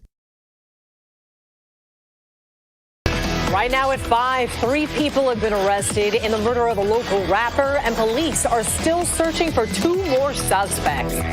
Charles Jones, also known as Julio Foolio, was murdered in Tampa last month while celebrating his birthday. News for Jax reporter Janice Harris is joining us live in the studio with these new details. So, Janice, how did these shooters know where Jones was located? Well, according to Tampa Bay Police and the chief of police there, they followed his steps and probably followed him on social media as well as he was celebrating his birthday in that city. Tampa Police said 5 people in total plotted and planned to kill Charles Jones following every step he made while celebrating his birthday and posting on social media. Tonight, 3 of those people are in the Duval County Jail, and police are still searching for 2 more. As Charles Jones, known as Julio Foolio in the music industry, was celebrating his birthday, he was being followed by 5 people. Tampa Police Chief Lee Burklaw explained. A little more than a month ago, a group of individuals with the goal of premeditated murder traveled from Jacksonville to Tampa to commit a heinous crime in our city. This is surveillance video of multiple gunmen ambushing and shooting Jones. They are shooting at Charles now, and you can see that he's the passenger in that car that's moving and trying to flee. And again, they're still shooting at him. He's the right front passenger in that vehicle. Using 3 weapons, Jones died shortly after the shooting. Tampa homicide detectives and JSO worked together to find the shooters. Investigators say the 5 took extreme measures to cover up their crimes, but failed. 21-year-old Elisa Andrews, 21-year-old Isaiah Chance, 18-year-old Sean Gaithright, 30-year-old Rashad Murphy, and 27-year-old Davion Murphy are all accused of playing a role in. Now, she says Alicia. I go with Alicia, but Alicia and Isaiah, their boyfriend-girlfriend. And then Davion Murphy is the defendant that we have a particular note on. So moving forward, it's Alicia. She was convicted Halloween night of 2025. Her sentencing is December 8th, I believe. because she got a new judge because the judge that tried her case was found to be too much on the state side, and anyway, that's a whole nother side story. And then so Davion Murphy, he was the last one to be arrested. He and Rashad are cousins, and so Davion is the one that we have a particular interest in. Jones's death, and they're all facing one count of murder in the first degree and one count of conspiracy. Surveillance video was critical in this investigation, as suspects were seen on video following Jones from location to location. This shows the lengths that these individuals were willing to go through and achieve that this murder would occur. 4:15 a.m., Jones is headed to a hotel on McKinley Road in Tampa. One suspect's vehicle follows Jones to the hotel, but stayed parked across the street. At 4:38, 3 shooters exit a vehicle and walked in the direction of the hotel. They murdered Jones with a handgun and 2 rifles. 3 others were hurt. Jones and others in the car attempt to flee from the gunfire as the shots continue. Police say the gunmen were Gaithright and the 2 Murphy men. The 3 arrested are affiliated with 2 rival groups of Jones. Police say they worked together to carry out the murder. Jacksonville Sheriff T.K. Waters has a message for those that choose to glorify violence. Florida, Tampa, JSO, Jacksonville, Miami, wherever you are, will not tolerate foolishness, will not tolerate shootings and needless violence. We not make excuses for poor decisions. Chief Burkhoff says the investigation is not over, as police and the U.S. Marshals are still looking for the 2 Murphy men. State Attorney Susie Lopez works in Hillsborough County, and her office will prosecute this case. Lopez acknowledged that this violence, it is disruptive and has gone on between at least 2 groups for years. But she said the fight stops here. Coming up at 6, we will hear more from the state attorney for the 13th Judicial Circuit and why this investigation, they say, is not over. Welcome back, Kim. Good to have you back. And yeah, I agree. Well, A, the self-snitching. In the early morning hours of... And then B, Ms. Bams, it's like Julio did that a lot. In Houston, he was posting where he was, and he got shot by Fast Money Goon. And then, here he's posting, he's posting, come to my block, come to my home. He literally posts his address. I don't know. Go figure. All right, so this is about him going to Teasers, which was a gentleman's club that he played at, and then we're going to get into that press conference.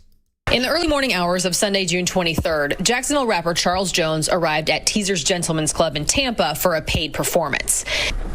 He's a gentleman wearing the red beanie hat. That's Tampa Police Homicide Detective Juan Ramos identifying the rapper, known as Julio Foolio, in new surveillance video from the club's parking lot. Suspects Alicia Andrews, Isaiah Chance, and Sean Gaithright watched this video in court Thursday, too. All 3 face charges in Jones's death in what investigators say was an ongoing rival gang war. After leaving Teasers, the rapper went down the street to Truth 18 nightclub for an after party, posting on social media in live time. This is the video here from his Instagram. Surveillance video from outside that club shows how 2 suspect vehicles continued to follow Jones, just as they did at Teasers, and eventually to the Home 2 suites near USF. They're approaching the victim's position on foot. Video from the hotel and a parked Tesla show 3 shooters firing several shots at the vehicle Jones was riding in, killing him. With video playing such a big role in this case, Gaithright's attorney pushed back. Once again, there is no actual video or identifiable footage that shows that Mr. Gaithright was physically present at Home 2 Suites. Is that correct? Correct. The state presented a picture from Gaithright's cell phone taken one day after the murder, showing a bottle of Don Julio. The detective testified that, based on gang knowledge, this represents an insult to the rapper Julio Foolio. Here's Gaithright's attorney. Were you able to ascertain if my client, Mr. Gaithright, was the one that actually purchased Don Julio? No. So anybody could have been at that club and purchased it? Yes, of course. In Tampa, Ariel Placencia, Fox 13 News. So Alicia has gone on to be convicted, and Isaiah and Sean and Rashad and Davion are to be tried. They're going to be tried next week. They're currently in jury selection. Remember, this is a DP case, and here we say DP because of YouTube. You know how it goes. Next week. So it's a DP case. So first of all, they have to get through, hey, are you okay with putting somebody, out of their, taking somebody's life or whatever, ending their life. First of all, you have to get DP qualified. You have to go through all that. You have to strike them. A lot of people say no. A lot of people say yeah. They go from a 0 to 10 scale. 0, no, absolutely no way. I would never, ever do that, ever. All the way up to 10 of anybody that takes somebody's life, put them under. So first of all, they have to go through that phase. And they did that last week and they're doing it this week. Then they're coming back, I guess maybe this week and or into next week. And they're going to go through and truly voir dire everybody. And trial is hoping, they're expecting to start Wednesday or Thursday. All right, so this is the full press conference. And then I've got a few more clips to play, and then we're going to get into one of Davion's pre-trial hearings. So let's check this out. This is the press conference of some of the arrests.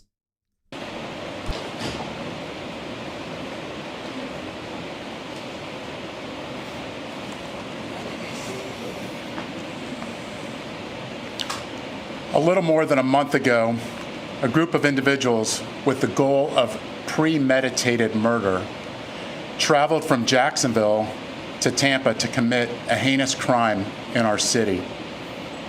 I said at that time that we would make arrests and get justice in this case for all the victims, including the mother of Charles Jones, who traveled from Jacksonville this morning to be present for this announcement. Today, I stand before Tampa Police Major Pat Messmer, Jacksonville Sheriff T.K. Waters, and Hillsborough State Attorney Susie Lopez to announce the arrest of 3 people in the deadly shooting of Charles Jones, also known by his stage name of Julio Foolio. In addition, we have warrants and are actively searching for 2 other individuals in this case. Today's announcement would not be possible without the outstanding investigative work of our homicide detectives and with the assistance of the Jacksonville Sheriff's Office and the ATF. These individuals took extreme measures to try to cover their actions, but they were no match for our investigators. Isaiah Chance, Elisa Andrews, Sean Gaithright, Davion Murphy, and Rashard Murphy are all accused of playing a role in Jones's death and are all charged with 1 count of murder in the first degree, premeditated with the discharge of a firearm, and 1 count of conspiracy of murder in the first degree, premeditated with the discharge of a firearm. Chance, Andrews, and Gaithright were arrested over the weekend in Jacksonville. Davion Murphy and Rashard Murphy are still fugitives of justice, and we are working closely with the Jacksonville Sheriff's Office and the U.S. Marshals to apprehend them.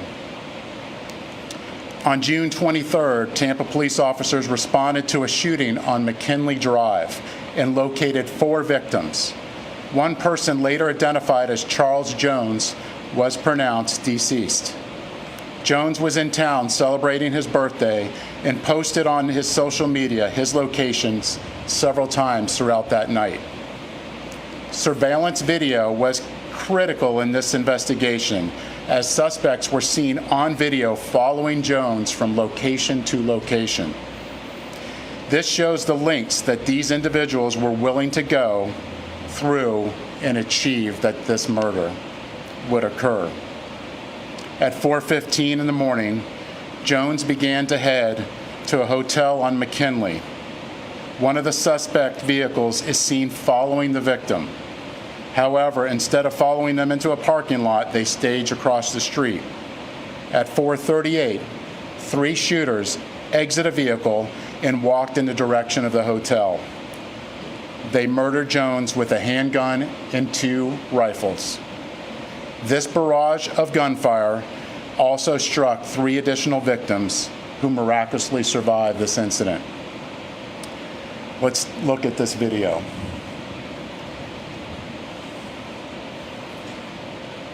This is at the hotel, and you can see the shooters are getting in position for their planned out murder.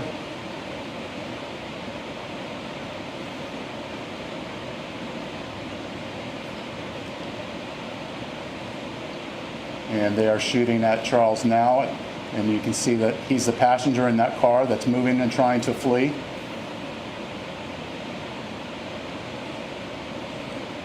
And again, they're still shooting at him. He's the right front passenger in that vehicle.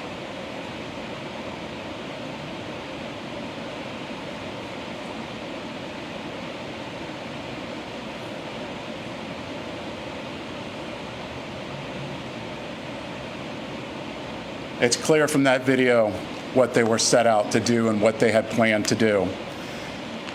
The investigation would later reveal that the 3 armed shooters were Sean Gaithright, Rashard Murphy, and Davion Murphy. Detectives used footage from the scene, license plate readers, and phone logs to identify 2 vehicles and link them back to the suspects. Furthermore, it was found that the shooters are members of or affiliated with rival gangs of Jones that go by ATK and 1200. Jones was part of the 6 Block gang. Detectives believe that the ATK and the 1200 worked together to target Jones as part of an ongoing feud in Jacksonville.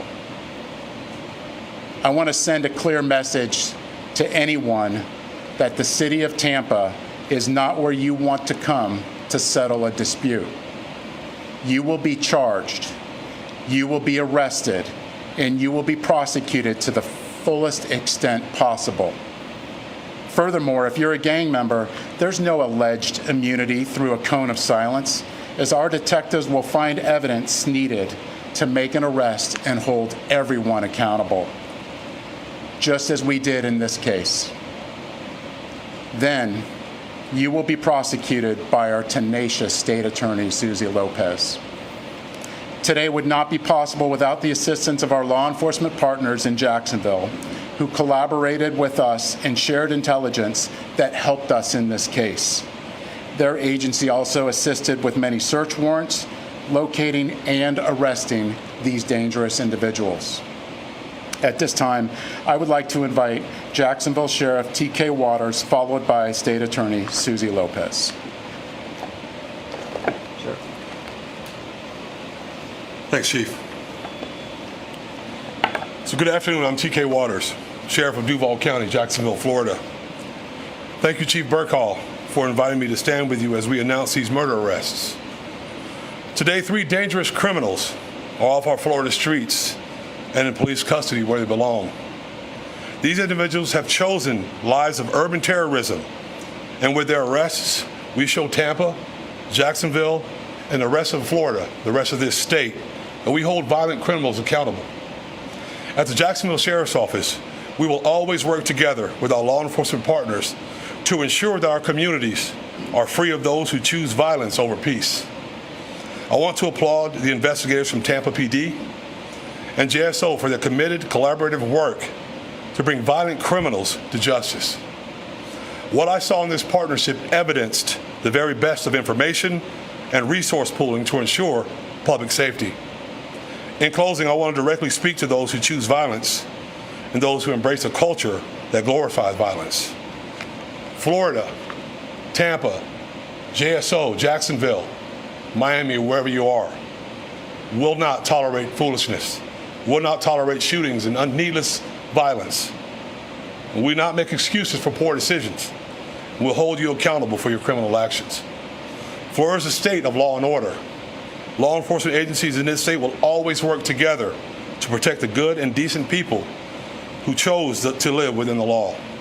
And we will always work together to ferret out those who choose the lives of violent crime. Thank you.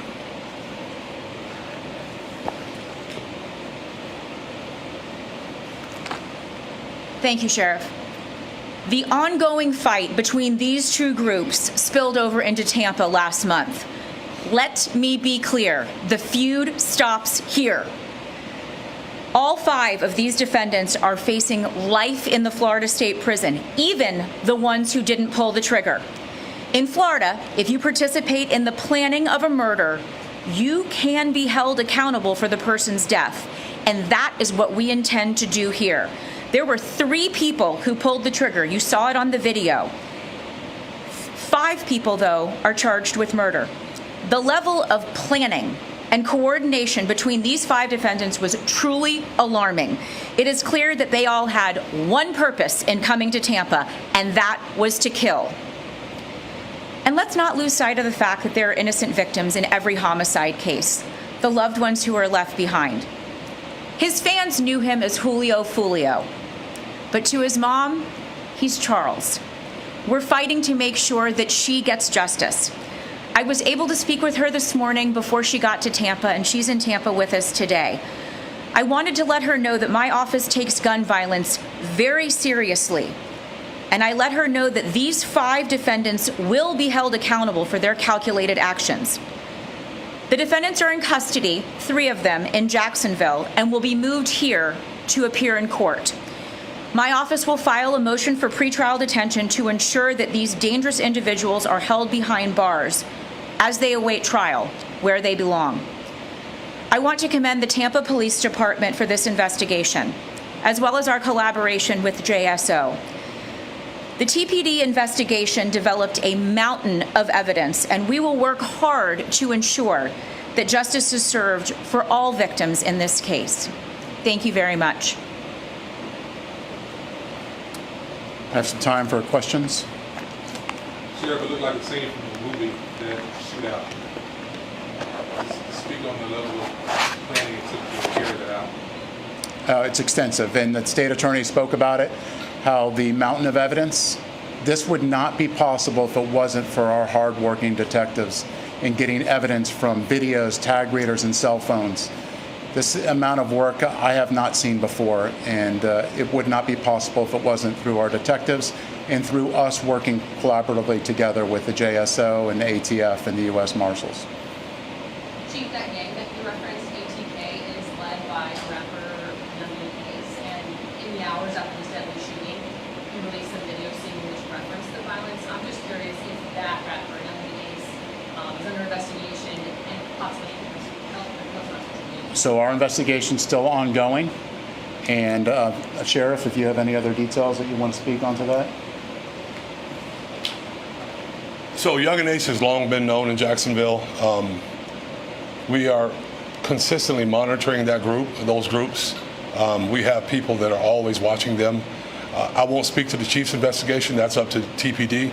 We don't have an investigation on him right now, but he can't move around in Jacksonville without us knowing about it. And that's for the betterment of our community.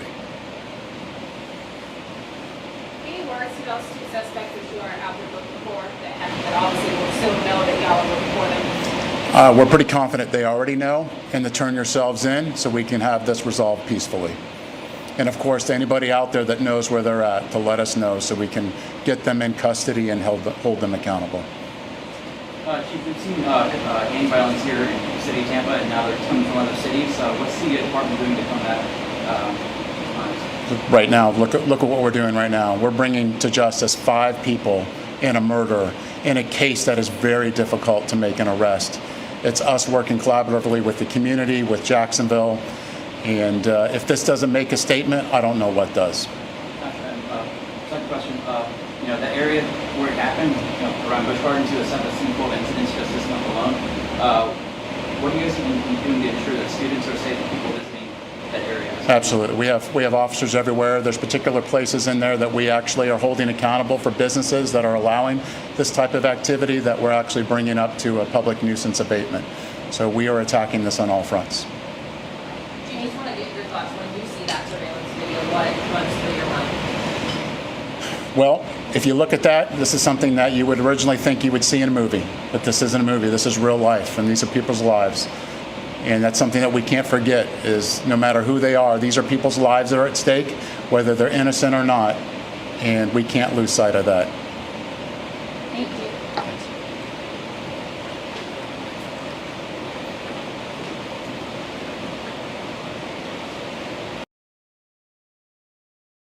All right, so that was the press conference, and I've got another news clip where Julio's mom talks.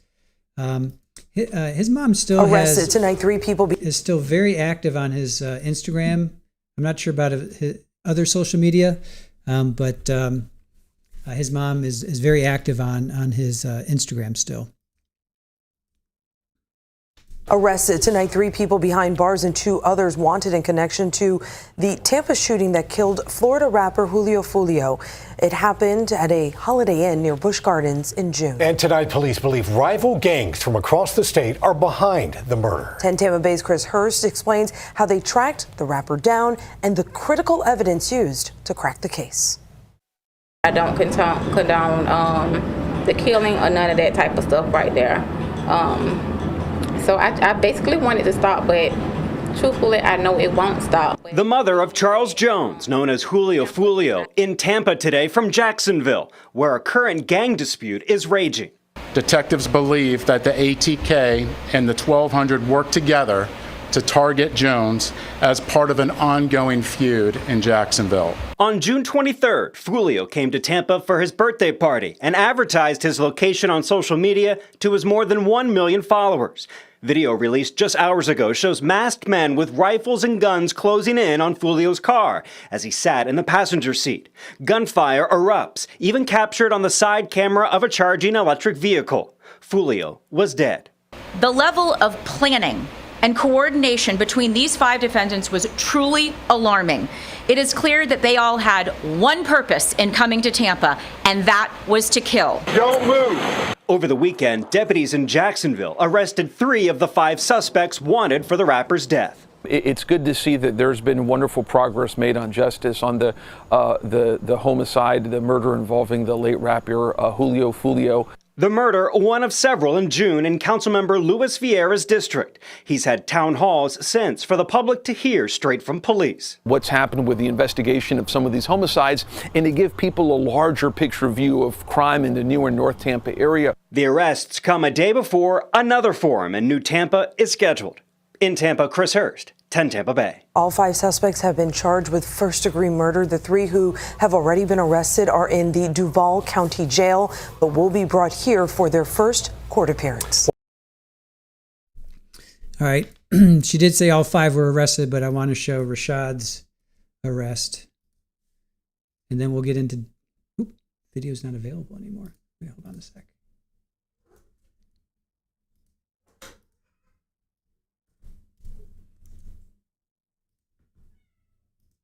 A 4th suspect.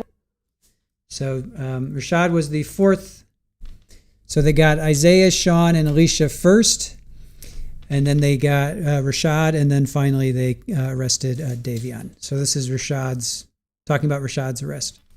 A 4th suspect wanted in connection with the murder of Jacksonville rapper Foolio is in custody now. Rashad Murphy was arrested after an hours-long standoff overnight at an apartment complex in Ortega. Riley Phillips joins us live now from those apartments with more about what happened. Riley? Yes, we drove through that apartment complex a few hours ago. We could already see crews out there cleaning up the damage from the SWAT standoff. There were some broken windows. JSO had to use tear gas to get Rashad Murphy to come out of the apartment and surrender. And Sheriff Waters says they wanted to do everything they could to make sure Rashad was taken into custody safely. It just shocked me that he was here. Danielle Collins could not believe what happened in her apartment complex overnight. It was roped off around my car and everything, and people were standing out, and I was like, what's going on out here? And they was like, they had somebody held up in one of the apartments across the way. She lives at the Collins Preserve Apartments where Rashad Murphy was taken into custody. Rashad is one of 5 suspects connected to the murder of Jacksonville rapper Foolio and the 4th to be arrested so far. Sheriff TK Waters says JSO and the U.S. Marshal Service were able to track Rashad to these apartments. They evacuated nearby residents before negotiating with him to surrender. The ultimate goal is to get him out safely. So use tear gas, whatever we need to do to get that arrest warrant effectively served. JSO is still searching for Davion Murphy. Police say he was one of the shooters the night of Foolio's murder, and he is a known gang member. They're asking the community to remain vigilant since he could be armed. Sheriff Waters had another warning Tuesday for anyone considering retaliation or using music to incite more violence. When you're talking about murdering people for clicks and people that have actually lost their lives to street violence, and there's mothers out there, and there's fathers out there, there's siblings out there that listen to you brag about taking someone else's life. I think it's trash. And Rashad is also facing a first-degree murder charge. He will be extradited to Tampa, where he will be prosecuted along with the other suspects. Sheriff Waters says they will all go through the court process, and he hopes they will be sentenced to prison for a very long time. Live on the West Side, Riley Phillips, First Coast News, on your side. All right, so I got one more. This is Rashad's arrest from Jacksonville.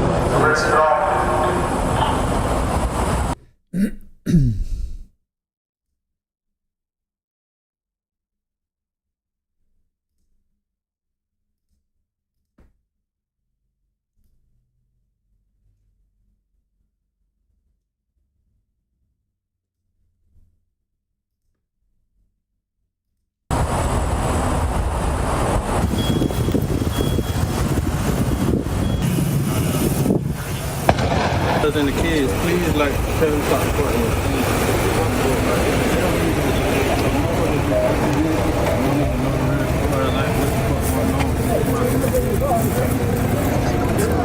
I'm talking about the broadcast right now.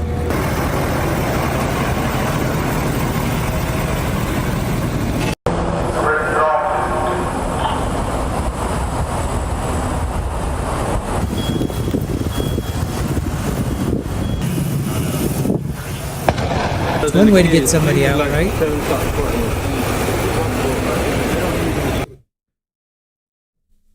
That's one way to get somebody out.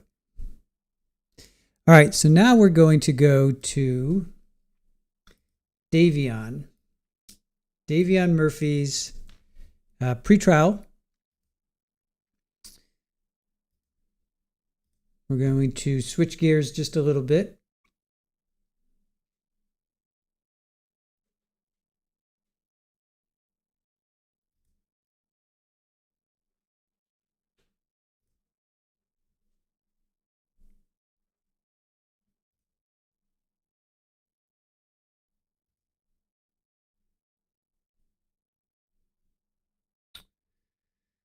Let me see here. Sorry about that, guys.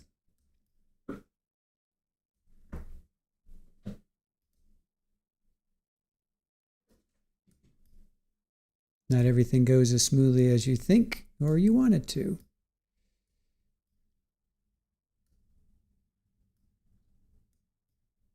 Oh, come on. So sorry about this.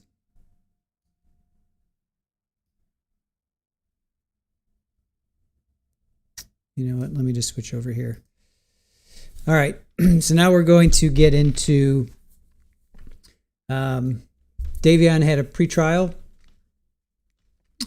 hearing, and we've got, now we know the defendants. Alicia Andrews, she was convicted.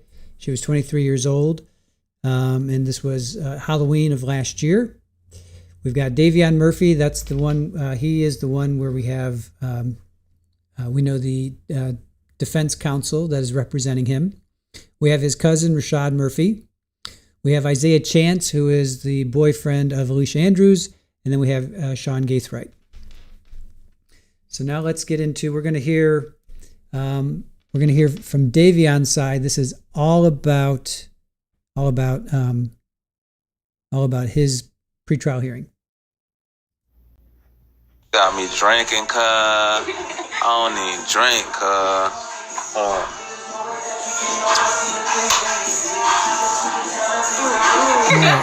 Gotta figure out why that's playing.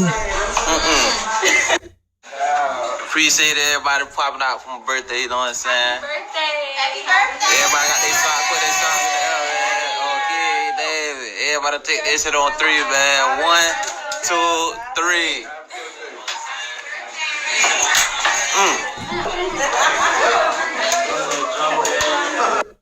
Got my brother with me. He done popped out for me for my birthday. He done time with double lit. Oh God, yeah. All good. I don't know what thumbnail I'm gonna play. Oh. Gang classes that are given on by the different agencies. And are you assigned to investigate a particular?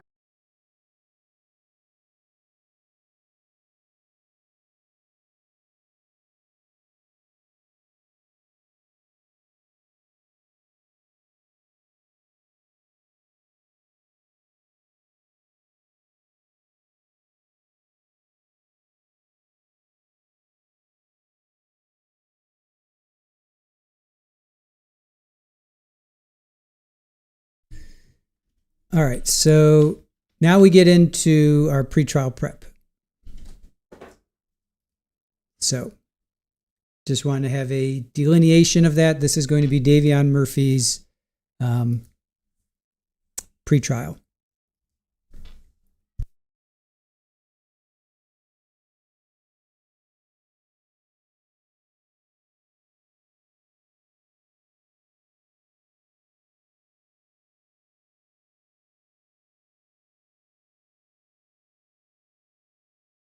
So this pretrial hearing is from January 16th of this year, and it's to determine whether or not he will stay in jail. Now remember, he was caught. He was clearly fleeing, so he wasn't caught. This happened June of last year, and then he was caught and arrested in January. So this is to see if he should stay in jail or not. And thank you, Joanne, for the 5 Trial TV Live gifted memberships. Appreciate that. All right, so now let's get to some trial.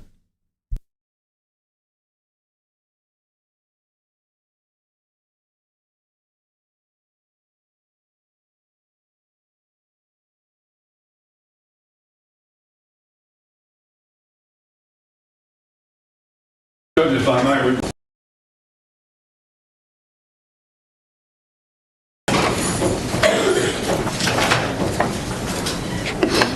Judge, if I might, we've got some brief procedural matters to resolve as soon as Mr. Murphy gets out. Yes, Mr. Murphy's present.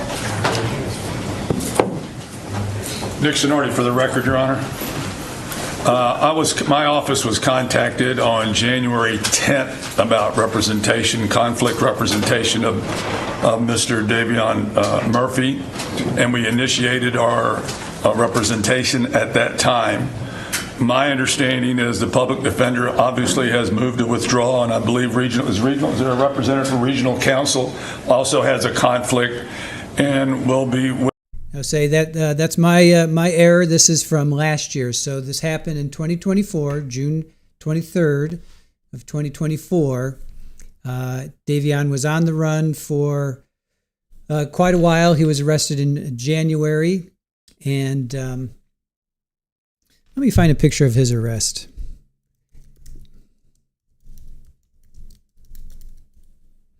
Let me see if I can find this for you guys. I should be able to find it. Okay. So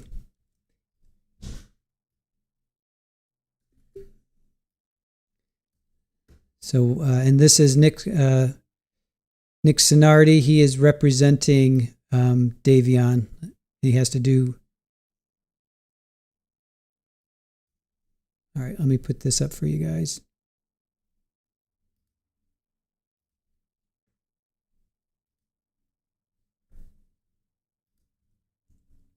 So this is not from last year. This is not from this year. This is from last year. So this is Davion Murphy, his arrest. So this happened June of 2024. He's arrested January of 2025, and this took place January 16th, and that is his arrest. All right. And his representation is Nick Sinardi. Judge, if I might, we've got some brief procedural matters to resolve as soon as Mr. Murphy gets out. Yes, Mr. Murphy's present. Nick Sinardi, for the record, Your Honor. My office was contacted on January 10th about conflict representation of Mr. Davion Murphy, and we initiated our representation at that time. My understanding is the public defender obviously has moved to withdraw, and I believe is there a representative from regional counsel also has a conflict and will be withdrawing.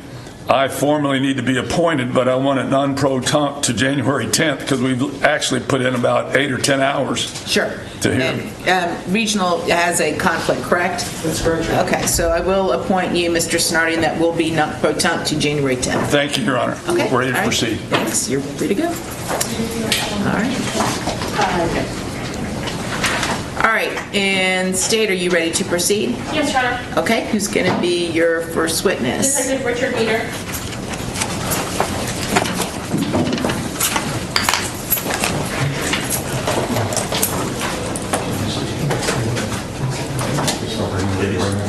Please solemnly swear to the Yes, ma'am. Right, Whisper. Judge, I don't want to interrupt. I realize the court procedure, Mr. Murphy is sitting out of my, I don't want to be shouting at him. If I have questions, I can. Can he sit between the two attorneys?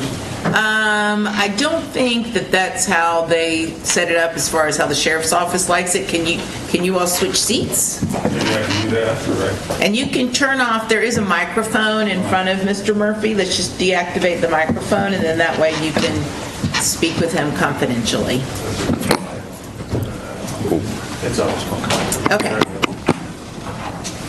Judge, you turn both of them off. Are we sure? We need this one on at the end. The one in front of defense counsel needs to be turned on. The one in front of the defendant needs to be turned off. Okay, very good. Okay, now you may proceed, Mrs. Zimmer. Thank you, Your Honor. Good afternoon. Would you state and spell your name for the court reporter? Detective Richard Nieder, it's Richard, and last name is Nieder, Neader.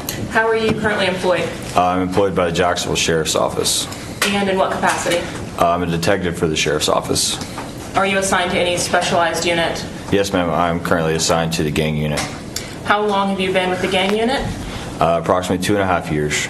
And how long have you worked for the Jacksonville Sheriff's Office? Approximately 8.5 years. What are some of the duties, if you would tell us, that you have in the gang unit? Duties of the gang unit, we document and undocumented gangs and the members and associates of those criminal gangs. We monitor social media throughout our investigations and other various activities that the gangs do. Having been assigned to the gang unit, do you have any specialized training in doing the documenting or undocumenting of the members? Yes, ma'am. What is that training? Florida gang conference classes. We've taken HIDA gang classes that are given on by the different agencies. And are you assigned to investigate a particular gang or affiliates in Jacksonville for the particular unit you're on? Yes, ma'am. What is that gang? I'm assigned to criminal gang ATK. Despite that specific assignment, do you work with other officers within your agency and statewide on other investigations? Yes, ma'am.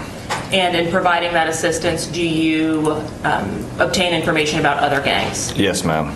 About the affiliations related to those gangs, meaning people that are associated with the gangs and people that are opposing those gangs? Yes, ma'am.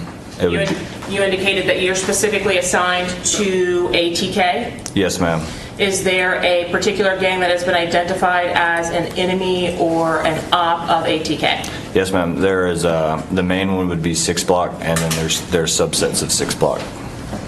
In talking about subsets, can you identify what some of those are? Yes, ma'am. A subset of 6 Block would be We All We Got, WAWG, and Bully Gang.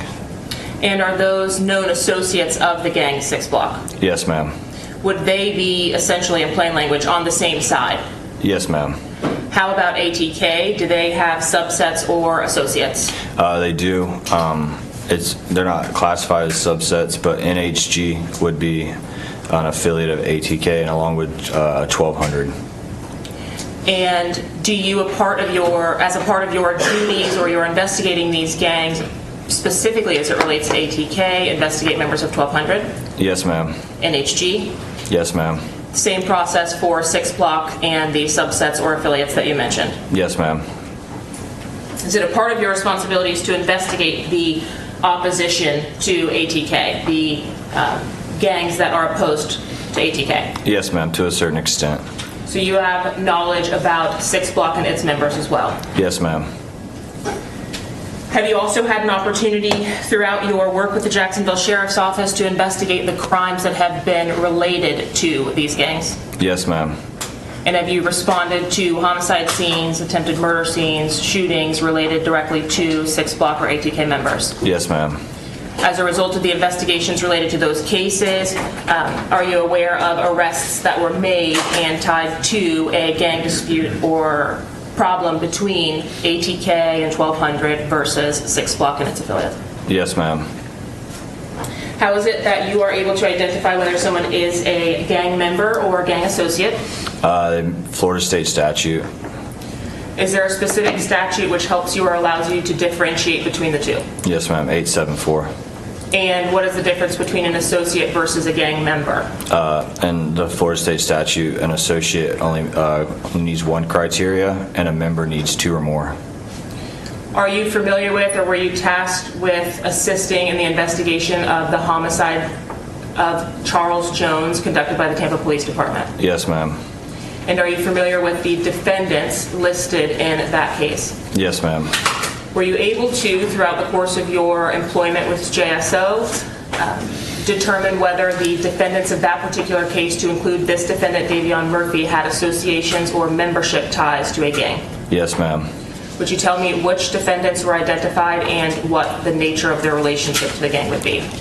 Yes, ma'am. Rashad Murphy would be a member of 1200 gang. Davion Murphy would be a 1200 associate.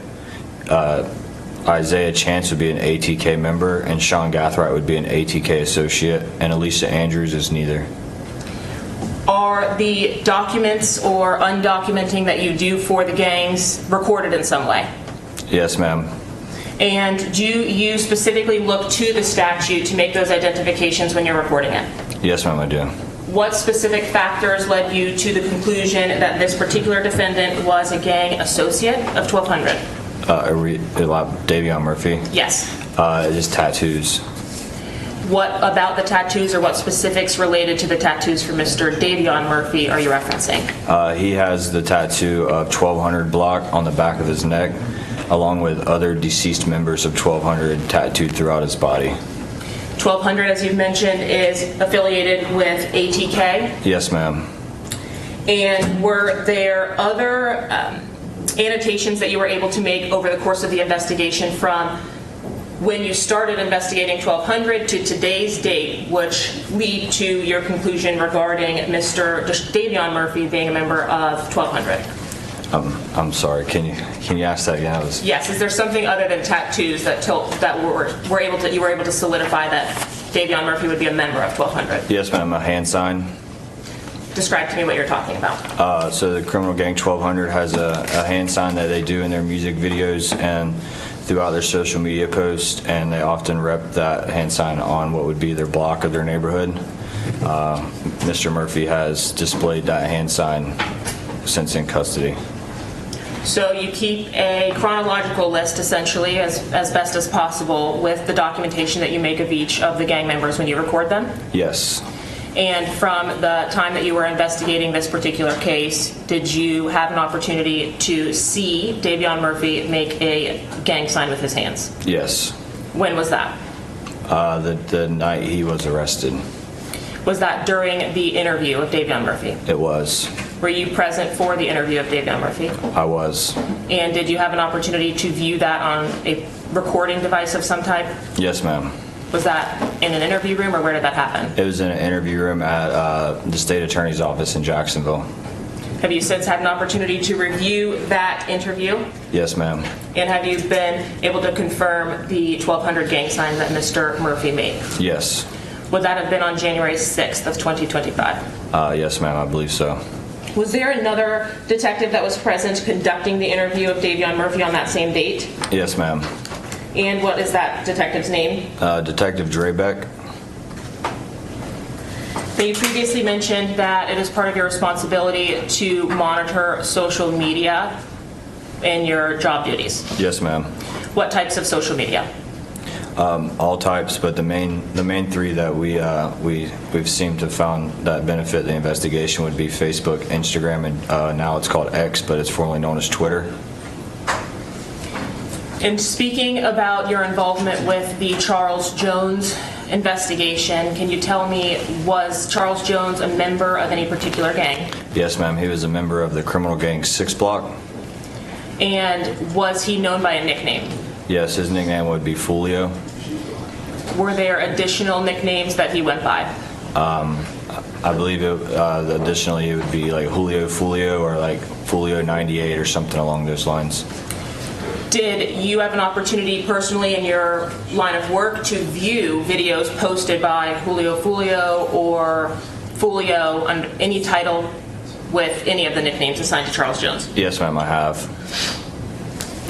What would you say Mr. Jones' position in the 6 Block gang was at the time of his death? So the criminal gang 6 Block is a hybrid gang where there's really no hierarchy, there's no real leader, but Mr. Jones was a prominent member of it with a lot of say in what goes on. He also funded a lot of things that the criminal gang 6 Block has done. Was he one of the more successful by way of his music career members of that group? I would say so, yes, ma'am.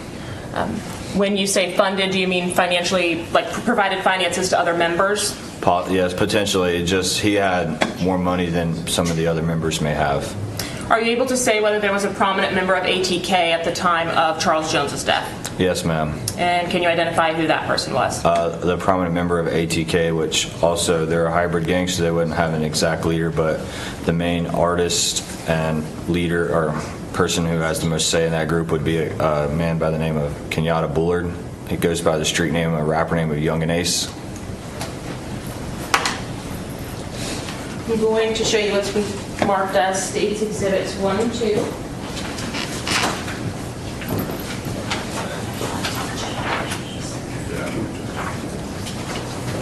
Do you recognize these exhibits? Yes, ma'am. And how do you recognize them? I've seen them before. I'm sorry, how do you recognize them? I've been shown them before.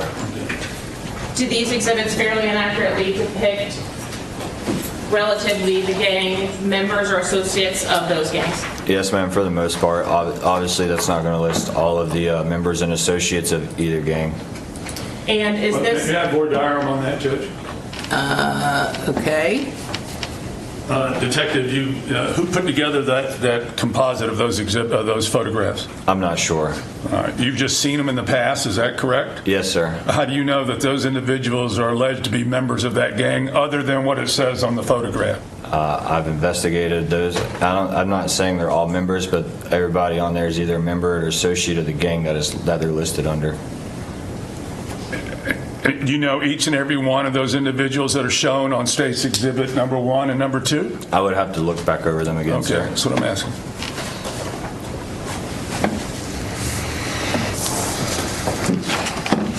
And so the record's clear. You did not compile that, correct? I did not, no, sir. When's the first time you saw those photographs? At the very first hearing that we had in reference to this case. All right. And do you know how those photographs were Were you compiled? going to let him take a look at it or not? Because he still has to answer the first question you asked him, was if he recognizes everybody on there. That's fine, so let him come up for air.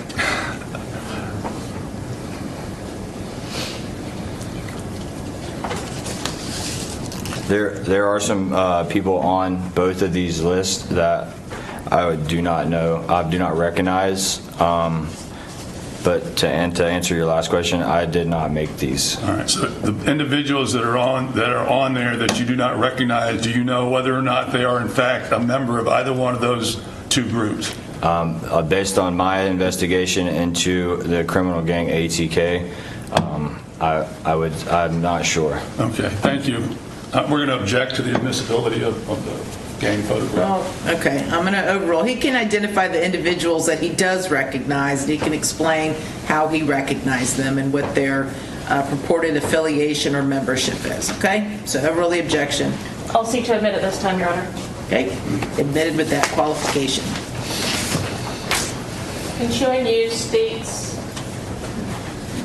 Exhibit 1.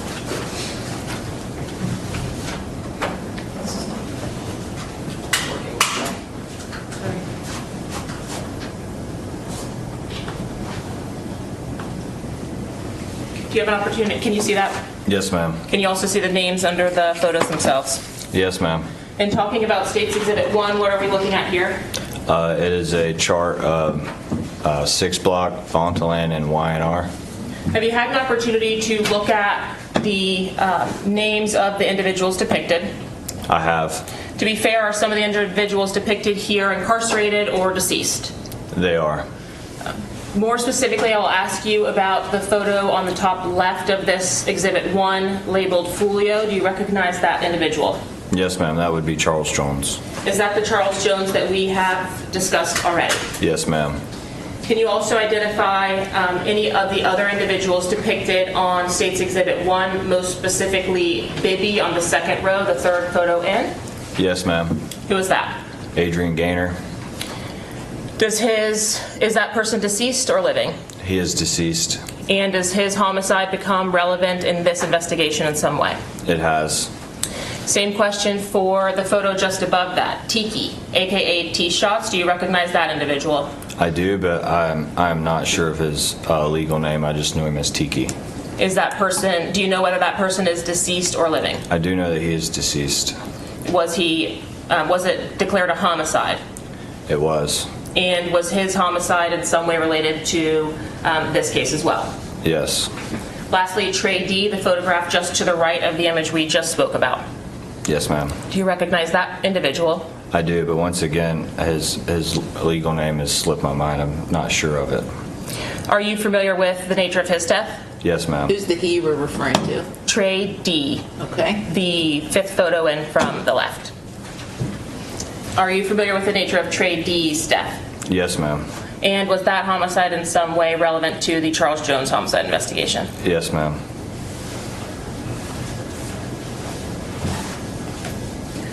Referring you now to States Exhibit 2, can you see that all right? Yes, ma'am.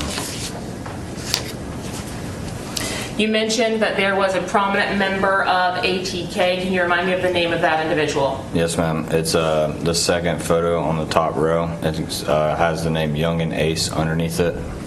Is that Mr. Bullard, as you previously referenced? Yes, ma'am. Is that person living or deceased? He is living. And are there other individuals as a part of this chart that you were able to recognize whose deaths or cases were in some way related to this particular homicide investigation? Yes, ma'am. It's going to be the ones that are right underneath the word Ace's crew. It says Quan, 2-3, and Kobe. Can you explain why their deaths are relevant in this particular case? Yes, ma'am. Back in 2018 in Jacksonville, Florida, over on the city's south side in an area we call the town center, there was a triple homicide that involved Quan, 2-3, and Kobe. There was a fourth victim of that shooting was Mr. Bullard.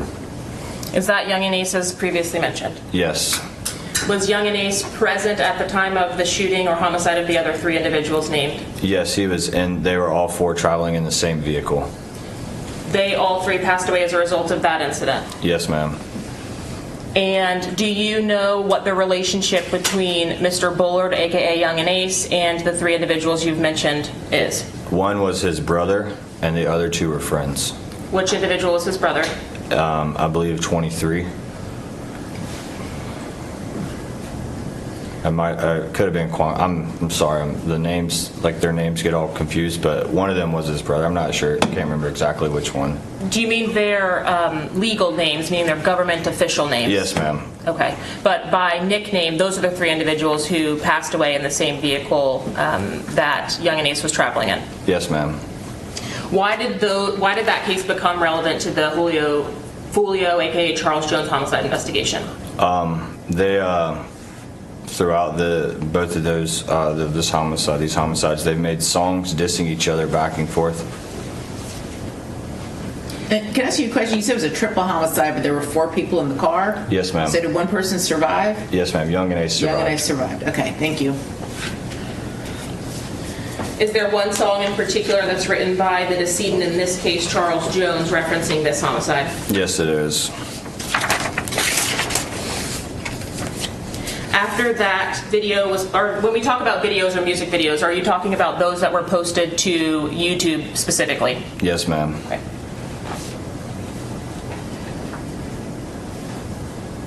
After that music video was posted, had there been additional videos posted? There has. Were there videos posted to social media between the 2 gangs before that incident even? Yes. How long would you say that the ongoing beef that you can at least associate to gang activity has been going on between ATK and 1200 and 6 Block? I've been employed with the Sheriff's Office since 2016, and since I've been employed, I believe that this war has been going on, so at least since 2016 to my knowledge. Was there an event or a time in 2020 in which the war or beef between the 2 sides ramped up or grew more frequent? Yes, ma'am. How did that start? I believe with the death of Bibby. And around what time in 2020 did your office begin investigating crimes in Jacksonville related to ATK and 6 Block? Do you know when? No, ma'am, I do not. Are you familiar with a social media post that was made at the gravesite of 23 AKA RJ, depicted in State's Exhibit 2? I am. Can you tell us about that social media post? Yes, it was members and associates of the criminal gang 6 Block. They went to the grave. He's buried in a wall, so he has like a plaque on the wall.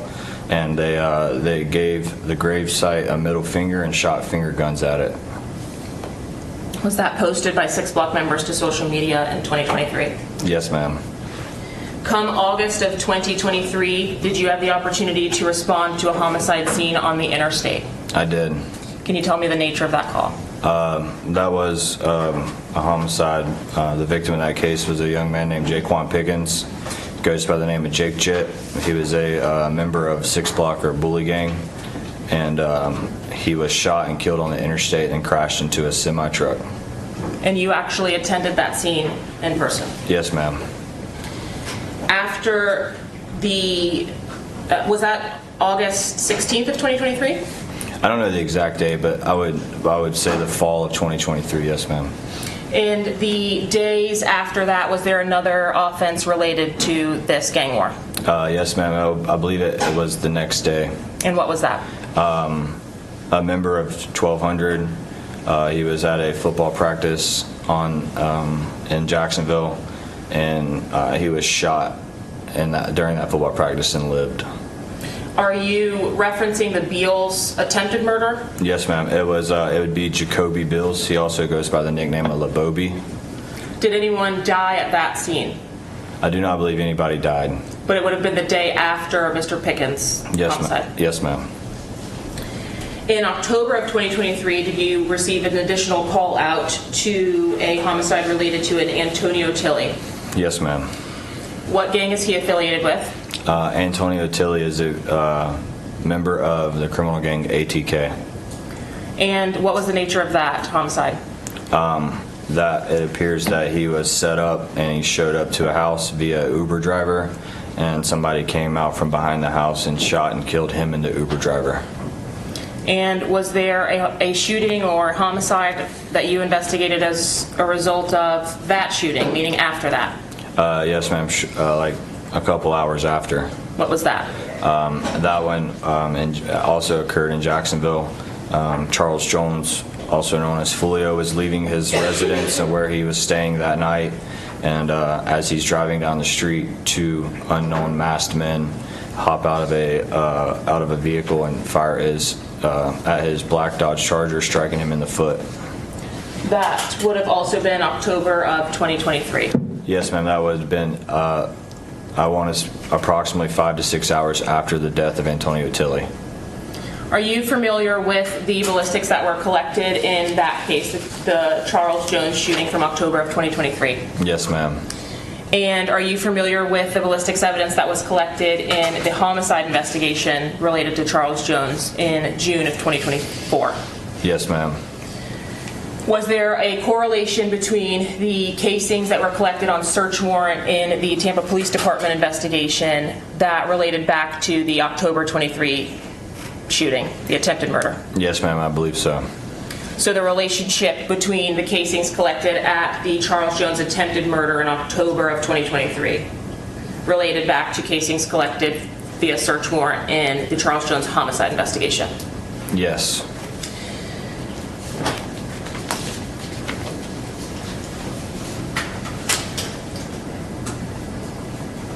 As a part of your ongoing investigation of the gang war, did you have an opportunity to actually download or preserve videos from social media? Are you asking like from YouTube? And like the history of me investigating them, or for this case? Well, in the history of investigating them, have you watched YouTube videos between the two gangs? Yes, ma'am. How are you able to identify that it is a gang that's posting the video, or members of the gang that are posting the video? Just off the credits on the video and like the description of who it is. Meaning in the description, is ATK posted sometimes? I believe they often hashtag either ATK or NHG. Are you able to also identify based on their looks or your familiarity with the gang members whether they were in the videos? Yes. In this particular case, did you have an opportunity to, related to 3 specific videos, review videos titled Who I Smoke, When I See You, and Game Over? Yes, ma'am.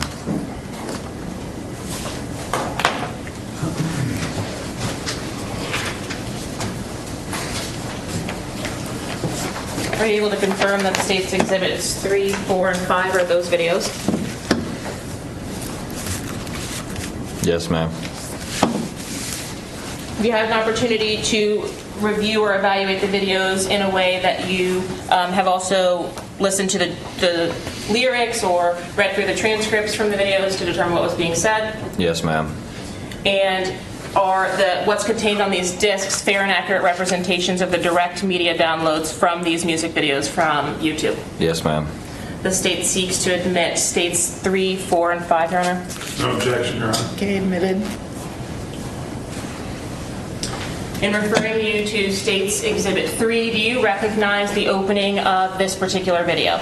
Yes, ma'am. This is it's about, when you hit play, it's going to play Who I Smoke by Young and Ace, Spin a Benz, Wappa with the Choppa, and Fast Money Goon. I'm not going to play the entirety of the video, but I will through the portion that you've just mentioned about the identity.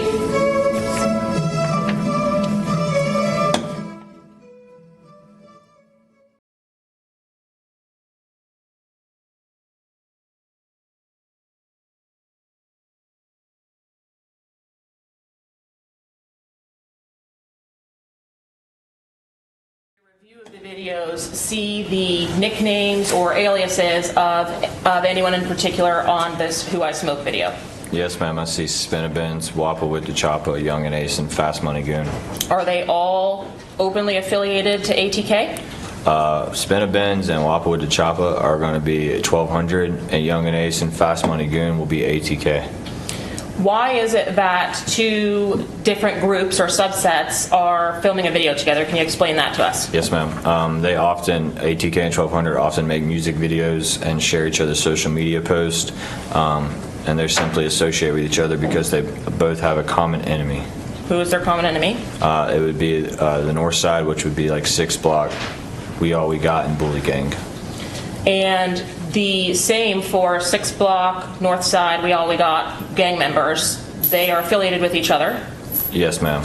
And do they have a common enemy? Yes, ma'am. It would be 1200 and ATK.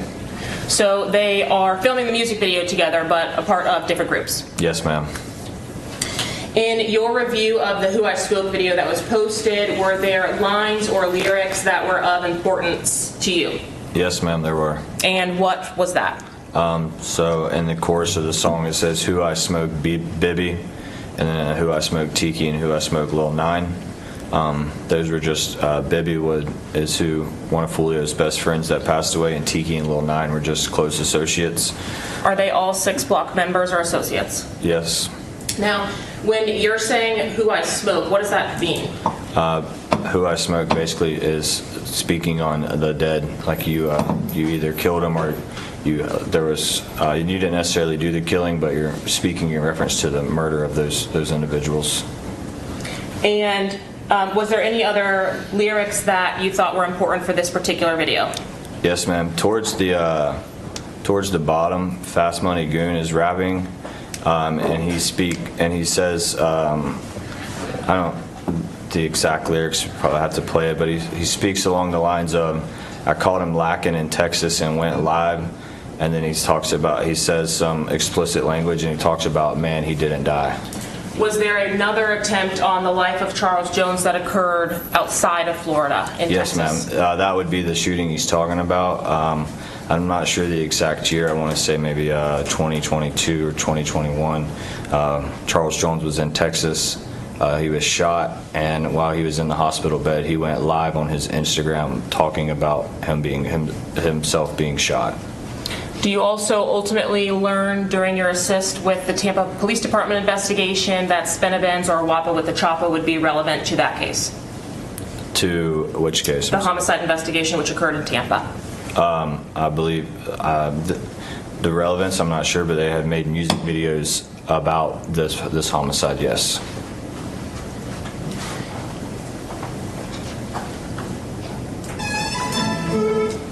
In showing you State's Exhibit 4, can you see that all right? Yes, ma'am. That's